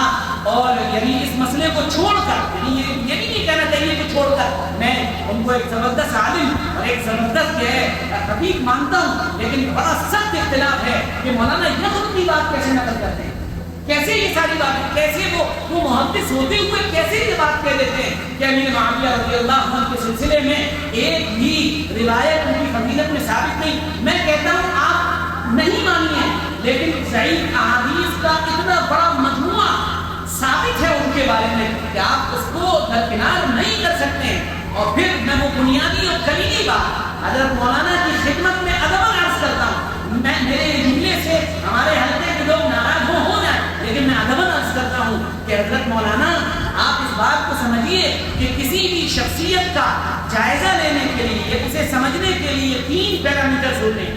3 پیرامیٹرز ہوتے ہیں. نمبر 1, پہلا پیرامیٹر یہ ہوتا ہے کہ اس شخصیت کے بارے میں جناب رسول اللہ صلی اللہ علیہ وسلم نے کیا فرمایا. میں نے عرض کیا سارے کے سارے جتنی بھی آثار اور روایات ہیں ان کا مجموعہ مل کر حضرت امیر معاویہ رضی اللہ عنہ کی فضیلت کو ثابت کرتا ہے. چلیے آپ ان احادیث مبارکہ میں کسی حدیث کو نہیں مانتے, سب کا انکار کر دیجیے, سب کو موضوع مان لیجیے, لیکن قرآن کو کہاں لے جائیں گے. قرآن کی یہ آیت یہ شہادت دیتی ہے وَكُلًّا بَعْدَ اللَّهُ الْحُسْنَى, كُلًّا بَعْدَ اللَّهُ الْحُسْنَى. ہر ایک کے ساتھ اللہ کا وعدہ ہے اور اللہ کا وعدہ بھی اچھا ہے. آپ مجھے بتائیے اس قرآن کی آیت کا کیا کریں گے. اس کل کے اندر آپ سیدنا امیر معاویہ کو داخل کریں گے یا الگ کر دیں گے. وہ صحابی ہیں, یہ آپ مانتے ہیں یا نہیں مانتے کہ صحابیت کے بھی آپ ممکن ہو گئے. وہ صحابی ہیں, اس کے آپ انکاری تو نہیں ہے.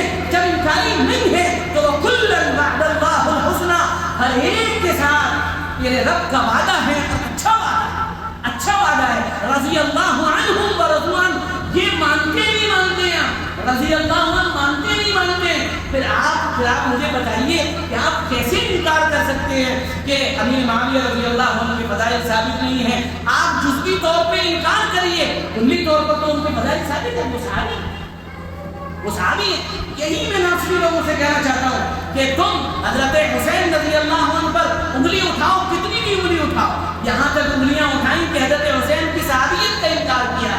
میں ان سے کہنا چاہتا ہوں کہ سارے فضائل کا تم انکار کر دو, اگرچہ صحاح میں صحیح حدیث کی کتابیں اس کے اندر اور اس کے نیچے درجے کی جتنی بھی کتابیں سب کے اندر حضرت علی, سیدنا حسن, سیدنا حسین, آل رسول, ان کے اتنے فضائل وارد ہیں کہ ان کا انکار کرنا سورج کو چراغ دکھانے کی طرح ہے۔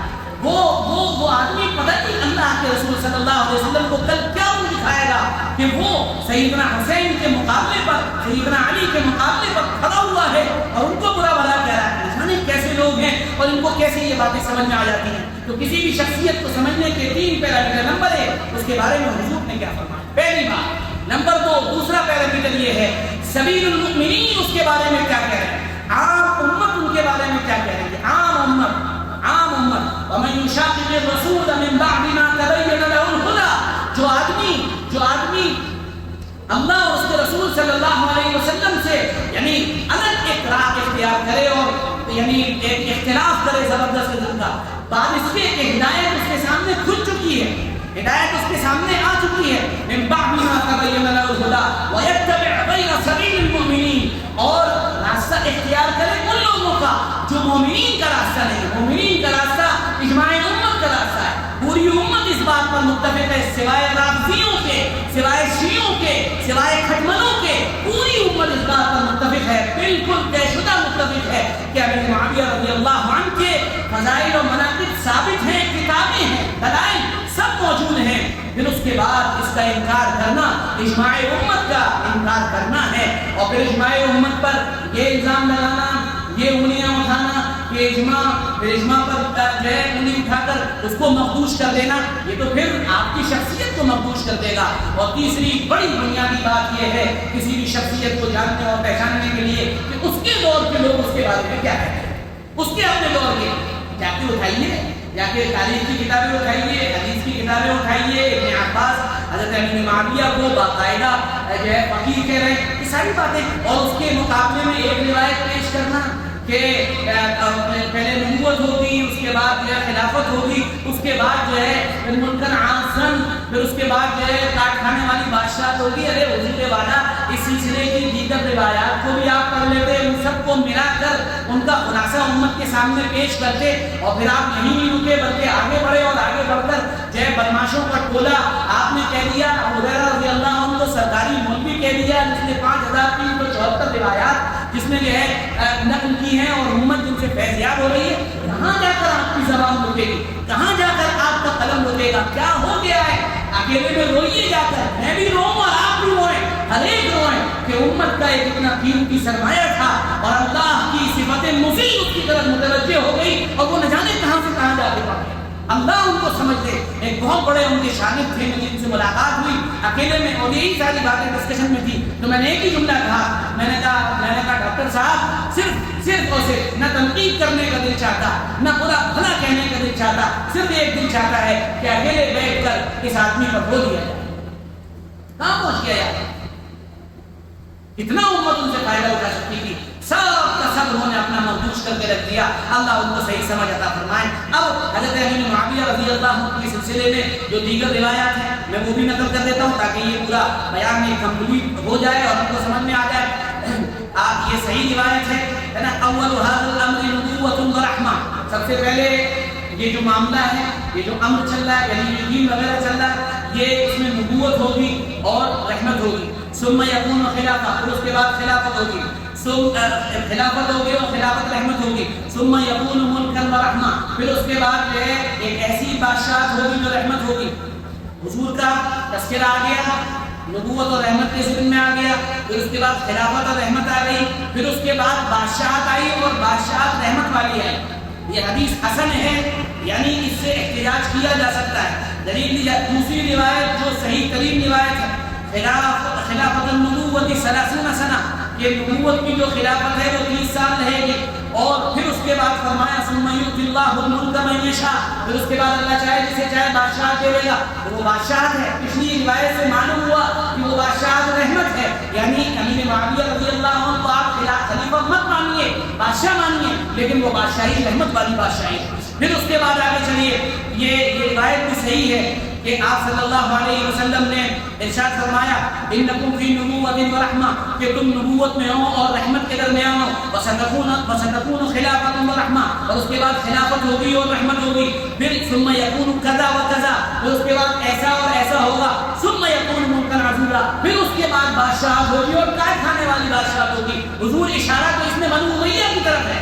پچھلی روایت سے معلوم ہوا کہ بادشاہت ہوگی اور وہ بادشاہت رحمت والی ہوگی. تو اس کا مطلب امیر معاویہ رضی اللہ عنہ کی جو بادشاہت تھی وہ رحمت والی بادشاہت تھی. باقی جتنے اعتراضات ہیں وہ سب نقل کیے گئے اور ان کے جوابات دے دیے گئے. آپ کو پڑھنا ہے تو کتابیں پڑھیے. ابھی میں 2-3 کتابوں کا بھی تعارف کرا رہا ہوں, ان کو اچھی طرح پڑھیے. یہ سارے شیعوں کے ان بد باطن اور ان خبیث لوگوں کے جو اعتراضات ہیں وہ سب دور ہو جائیں گے, اور ناصبیوں کے رد کے لیے جو کتابیں پڑھنی ہیں اس کا بھی تذکرہ میں بھی کر دوں گا انشاءاللہ. آگے چلیے. اب حضرت ابو ہریرہ رضی اللہ عنہ کو انہوں نے سرکاری مولوی کہا تھا اور یہ دکھانے کی کوشش کی تھی کہ حضرت ابو ہریرہ رضی اللہ عنہ سرکاری مولوی تھے, اور گویا کہ وہ حضرت امیر معاویہ رضی اللہ عنہ کے سلسلے میں ان کی رائے سے اس طرح کی باتیں کی. میں نے سنا نہیں, میں بس بتا رہا ہوں, میں تو اپنی بات پیش کر رہا ہوں. وہ جو انہوں نے کی وہ ان کے ساتھ, جو ہمارے کی وہ ہمارے ساتھ, اس کا حساب وہ اللہ کے سامنے دیں گے, ہم اپنا حساب اللہ کے سامنے دیں گے. ٹھیک ہے. پھر اس کے بعد ایک روایت ہے کہ جس میں حضرت ابو ہریرہ رضی اللہ عنہ آپ صلی اللہ علیہ وسلم نے ارشاد فرمایا تعوذوا باللہ من رأس الستین, اللہ سے پناہ مانگو, پناہ مانگو. کاہے کی پناہ مانگو؟ سن 60 ہجری کے سلسلے میں اللہ سے پناہ چاہو. اور پھر اس کے بعد وَإِمَارَةُ الصِّبْيَانِ, لونڈوں کی حکومت سے پناہ مانگو. اشارہ یزید کی حکومت کی طرف ہے یا بنو امیہ کے جتنے لونڈے بعد میں حکمراں بنے ہیں ان کی طرف, یعنی اشارہ حضرت امیر معاویہ رضی اللہ عنہ کی طرف نہیں ہے. بنو امیہ کے دفاع کرنے والے اور ان کے دفاع میں کھڑے ہونے والے, ان کی شان و شوکت اور ان کی عظمت کو بیان کرنے والے یہ کیوں بھول جاتے ہیں کہ بنو امیہ نے اپنے دور میں ظلم اور جبر کے پہاڑ توڑے. اس کا وہ دفاع نہیں کر سکتے ہیں. صحابہ کو قتل کیا ہے انہوں نے, اس کا دفاع نہیں کیا جا سکتا. یہ اپنی اس ضد میں یہ ناصبی یہاں جا کر کھڑے ہو گئے کہ یزید کو رحمت اللہ علیہ کہنے لگے. یہ حجاج ابن یوسف جس کو پوری امت اعظم هذه الامه مانتی ہے, سب سے بڑا ظالم مانتی ہے, یہ باقاعدہ یہ لکھ رہے ہیں, کتابیں لکھ رہے ہیں. امیر حجاج ابن یوسف رحمت اللہ علیہ یہ آل رسول اور اہل بیت کی ضد میں یہاں پہنچ گئے, یہ ضد میں یہاں کھڑے ہو گئے. تو ضد اور اناد کو پھر آپ کو وہیں پر لے جا کر کھڑا کر دیتا ہے جہاں آپ کو پتہ بھی نہیں ہوتا ہے. پھر اس کے بعد حضرت ابو ہریرہ رضی اللہ عنہ نے عجیب بات فرمائی. وہ فرمایا کرتے تھے تمسکو بصدقۃ معاویہ, یاد رکھو مضبوطی سے پکڑو امیر معاویہ کے سر کو, مضبوطی سے پکڑو. اور عبداللہ ابن عباس نے تو ساری بات حل کر دی. عبداللہ ابن عباس رضی اللہ عنہ سے کسی نے پوچھا امیر معاویہ رضی اللہ عنہ کے سلسلے میں کہ آپ ان کے بارے میں کیا فرماتے ہیں؟ عبداللہ ابن عباس تو حبر هذه الامه ہے, انہوں نے سیدھے دو ایک جملے میں ساری بات حل کر دی. وہ اپنے پہلے والوں جیسے نہیں تھے اور بعد والے ان جیسے نہیں ہوں گے. بات ختم, معاملہ ہی ختم کر دیا. تو یہ بنیادی باتیں جو تھی جتنی میں نے آپ کے سامنے عرض کر دی, اور میں یہاں پر آخری اس بیان کے ختم پر 2-3 باتیں کتاب کے سلسلے میں کہنا چاہوں گا. تو کتابوں کے سلسلے میں کہ ہمیں کیا پڑھنا چاہیے کیا نہیں پڑھنا چاہیے, تاکہ ناصبیت اور شیعیت دونوں ہمارے سامنے آ جائے. میں نے بتایا تھا کہ بنو امیہ کی پوری تاریخ پہلے سے اور قریش کی تاریخ اور ان کی آپسی چکریں سب کو پڑھنی چاہیے, ہے نا. اس سلسلے میں بہت سے لوگوں نے لکھا ہے, لیکن تاریخ میں معتبر ترین کتاب اس وقت تاریخ کی جو مانتا ہوں وہ تاریخ امت مسلمہ ہے. مولانا اسماعیل ریحان صاحب کی بہت ہی اعتدال کے ساتھ انہوں نے لکھا ہے, آپ ان کو پڑھ لیں. حضرت حسین رضی اللہ عنہ کی سیرت کو اگر جاننا ہے ان بریف تو یہ سیدنا حسین بن علی رضی اللہ عنہ کی کتاب ہے. مولانا الیاس محمد صاحب کی بہت ہی اوتھینٹک اور پورے یعنی حوالوں کے ساتھ کتاب ہے. ہر آدمی اس کتاب کو پڑھے, ورنہ اگر زندگی رہی تو اگلے سال اس کا پورا درس ہوگا, اس میں شریک ہو جائے. پھر اس کے بعد بہت مزے کی بات بتا رہا ہوں کہ ایک بڑے زبردست جو ہے عالم دین گزرے ہیں, عالم دین ہی کہنا چاہیے انہیں, اور بہت مزے کی بات یہ ہے کہ وہ آپ کے علاوہ تھے, یہ بھی آپ کو نہیں معلوم ہوگا. نواب محسن الملک سید محمد مہدی علی خان صاحب سعادت بایاد ہیں, جن کا میں نے تذکرہ کیا, اس کی ایک شاخ علاوہ میں رہتی اور یہ اسی کے فرزند تھے. یہ پہلے شیعہ تھے, پھر بڑے قابل اور فاضل آدمی ہیں. انہوں نے پھر یہ کتاب مطالعے کے بعد لکھی اور یہ 2 جلدیں ایسی ہیں. اس کا نام ہے آیات بینات, اور اتنی زبردست کتاب لکھی ہے کہ اس کتاب کا جواب شیعہ نہیں دے پائیں, سوائے سکوت اور خاموشی کے ان کے پاس کوئی جواب نہیں تھا. اور یہ کیوں لکھی ہے یہ بھی انہوں نے بتا دیا. انہوں نے کہا کہ جب میں سنی ہوا اور اہل سنہ و جماعت میں شامل ہوا تو پھر مجھے باقاعدہ یہ تانے ملنے لگے کہ یہ گمراہ ہو گیا, اس نے اپنی حقیقی اور صحیح راہ چھوڑ دی ہے، تو پھر میں نے سوچا کہ میں مطالعہ کر کے پوری طاقت و قوت کے ساتھ اپنے موقف کو پیش کروں. تو انہوں نے یہ کتاب لکھی آیات بینات. اس کے ٹاپکس بڑے زبردست ہیں، آپ پڑھیں گے تو بڑا مزہ آئے گا. دلائل عقلی صحابہ، دلائل عقلی سے صحابہ کی فضیلت، شواہد عقلی سے صحابہ کی فضیلت، قرآن مجید کی شہادتیں صحابہ کی فضیلت کے سلسلے میں، شیعان عبداللہ ابن سبا کے اعتراضات اور ان کے جوابات، ائمہ اکرام کی شہادتیں صحابہ اکرام کی فضیلت میں. اور دوسرے حصے میں تو بہت ہی مزیدار بات کی ہے. حضرت ام کلثوم سے سیدنا عمر رضی اللہ عنہ کا جو نکاح ہوا تھا، علی کی بیٹی اور سیدنا عمر کے نکاح میں آئی، بہت لمبا چوڑا اس پہ لکھا ہے. یہ کتابیں آپ کو پڑھنی چاہیے.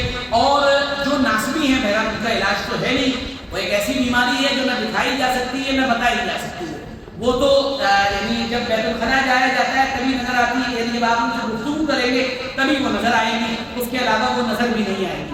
اس سلسلے میں میں بنیادی طور پہ صرف آپ سے یہ کہوں گا کہ نواسط کے سلسلے میں آپ امام نسائی رحمۃ اللہ علیہ نے سیدنا علی رضی اللہ عنہ کے فضائل بیان کیے، آپ اسے دیکھیں، تاریخ کے کتنے فضائل بیان کیے، اور تاریخ امت مسلمہ میں نے ابھی آپ کے سامنے پیش کی، وہ دیکھیں.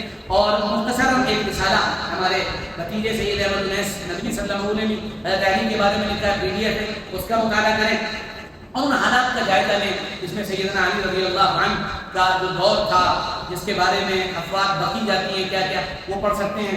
اور شہید کربلا، اس میں بڑا سب سے زبردست رسالہ مولانا کلام آزاد کا ہے، بہت شاندار پتلا سا رسالہ ہے، آپ اس کو پڑھیں. یہ سب ناصبیت کی جڑیں کھولنے والی چیزیں ہیں اور بڑی فکری اور عقلی. اور بھی میرے پاس بہت کانٹینٹ تھا بیان کرنے کا، لیکن وقت زیادہ ہو گیا ہے، میں اسے نہیں بیان کروں گا.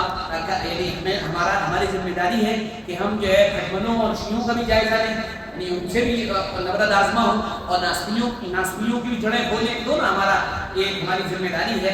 تو صحیح اور اصل موقف اسی پر کہہ کے میں بات پوری کرتا ہوں. بالکل واضح اور دودھ موقف ہمارا یہ ہے کہ جو معرکہ حضرت عائشہ رضی اللہ تعالیٰ عنہ سیدنا علی رضی اللہ عنہ کے درمیان ہوا، اس میں حضرت علی حق پر تھے، حضرت عائشہ رضی اللہ تعالیٰ عنہ سے اجتہادی غلطی ہوئی. جو معرکہ، جو لڑائی صفین کے نام سے حضرت علی رضی اللہ عنہ اور سیدنا علی معاویہ رضی اللہ عنہ کے درمیان ہوئی، وہ یعنی یہ پورا واقعہ جو تھا، اس میں حضرت علی حق پر تھے اور حضرت معاویہ رضی اللہ عنہ جو تھے وہ اسے غلطی ہوئی تھی. اور کربلا کے میدان میں اللہ کے نبی صلی اللہ علیہ وسلم کے جگر گوشے کو جو شہید کیا گیا، مظلوماً شہید کیا گیا، یہ بات باقاعدہ اس کا اعتراف شیخ الاسلام ابن تیمیہ رحمۃ اللہ علیہ نے کیا ہے کہ حق بات یہ ہے، والحق ان الحسین قتل مظلوما، یہ بات نقل کر دی میں نے. پھر اس کے بعد آخری بات جو مجھے بہت ہی اچھی لگتی ہے، بڑی پیاری لگتی ہے، مولانا سلیم اللہ خان صاحب رحمۃ اللہ علیہ کی عجیب بات انہوں نے فرمائی کہ دیکھو جہاں ناسبی زیادہ ہوں وہاں حضرت علی اور حضرت حسن اور حسین کے فضائل میں ہیں، اور جہاں شیعہ زیادہ ہوں وہاں پر علی معاویہ رضی اللہ عنہ اور ان کے کارناموں کو بیان کرو، بات بیلنس ہو جائے گی، سارا کا سارا معاملہ ختم ہو جائے گا. لیکن اس دور میں بڑے افسوس کے ساتھ یہ کہنا پڑتا ہے کہ اہل بیت اور آل رسول کے جو فضائل ہیں وہ اکثر و بیشتر شیعہ بیان کرتے ہوئے نظر آتے ہیں، اور ہماری جو پوری کی پوری جماعت ہے وہ امیر معاویہ رضی اللہ عنہ کے فضائل بیان کرتی ہے. اور ایسا لگتا ہے جیسے حضرت علی کے فضائل تھے ہی نہیں، حضرت علی رضی اللہ عنہ کی فضیلتیں کچھ ہے ہی نہیں. یہ انتہائی ایک غیر پسندیدہ عمل ہے، حق سے دور کر دینے والا عمل ہے. آپ حضرت علی کے فضائل بیان کریں، صحاح کے اندر والے جہاں والے ہیں وہ بیان کریں، امیر معاویہ رضی اللہ عنہ کی فضائل بیان کریں، اور جہاں پر شیعہ زیادہ ہوں وہاں امیر معاویہ کے فضائل، وہاں جہاں پر جو ہے نصری زیادہ ہوں وہاں علی کے فضائل بیان کریں. لیکن ایسا نہ ہو کہ لا یجرمنکم شنآن قوم علی الا تعدلوا اعدلوا هو اقرب للتقوی، اعتدال کا دامن آپ سے نہ چھوٹنا چاہیے. ایک درمیانی راہ اور بنیادی طور پہ واضح اور دوٹوک راہ آپ کے سامنے ہونی چاہیے. نہ زیادہ میٹھی میٹھی باتیں کرنی چاہیے، نہ زیادہ کڑوی کڑوی باتیں کرنی چاہیے، کہیں کڑوی بھی کرنی چاہیے کہیں میٹھی بھی کرنی چاہیے، دونوں کا بیلنس بنا کر رکھنا چاہیے تاکہ یہ سلسلہ ہمارے سامنے واضح ہو. ایک بات بتا کر میں بات پوری کرتا ہوں. کربلا یہ جیسے جو بھی واقعات ہوئے آپ انہیں کریکٹ نہیں کر سکتے، آپ انہیں کریکٹ ٹائم ٹریول میں جا کے پیچھے. ایک نوجوان کا میرے پاس سوال آیا میرے پاس کہ مولانا کیا ہم وقت میں پیچھے جا سکتے ہیں؟ میں نے کہا بھائی اب تک تو کوئی نہیں کیا، تم بھی نہیں جا سکتے. میں نے کہا آخر یہ ضرورت تم کو کیوں پیش آئی؟ کہ میں نے ایک گناہ کر لیا تھا، سوچتا ہوں پیچھے جاؤں اسے کریکٹ کر دوں. میں نے اتنی محنت کرنے کی کہاں ضرورت ہے، یہیں توبہ کر لو، استغفر اللہ ربی استغفر اللہ ربی استغفر اللہ۔ تو کربلا میں جو ہوا، ان لوگوں نے جو کیا آپ اسے کریکٹ نہیں کر سکتے، کریکٹ نہیں کر سکتے، اپنا کام سنبھالیے چپ چاپ رہا۔ حضرت تھانوی رحمۃ اللہ نے ہر موضوع پہ لکھا ہے، اس موضوع پہ نہیں لکھا کیونکہ اس پر قلم سادھنا اور سیدھے چلنا بڑا مشکل کام ہے۔ اللہ ہمیں معاف فرمائے اگر ہم سے کوئی غلطی ہو گئی ہو، پر اللہ رب العزت ہم پھر یہی دعا کریں گے کل قیامت کے میدان میں حضرت علی رضی اللہ عنہ اور سیدنا حسین اور حسن رضی اللہ عنہ ان کے ساتھ ہمارا حشر فرما دے، ہمارا تو بڑا بات ہو جائے گا۔ اللہ ہم سب کو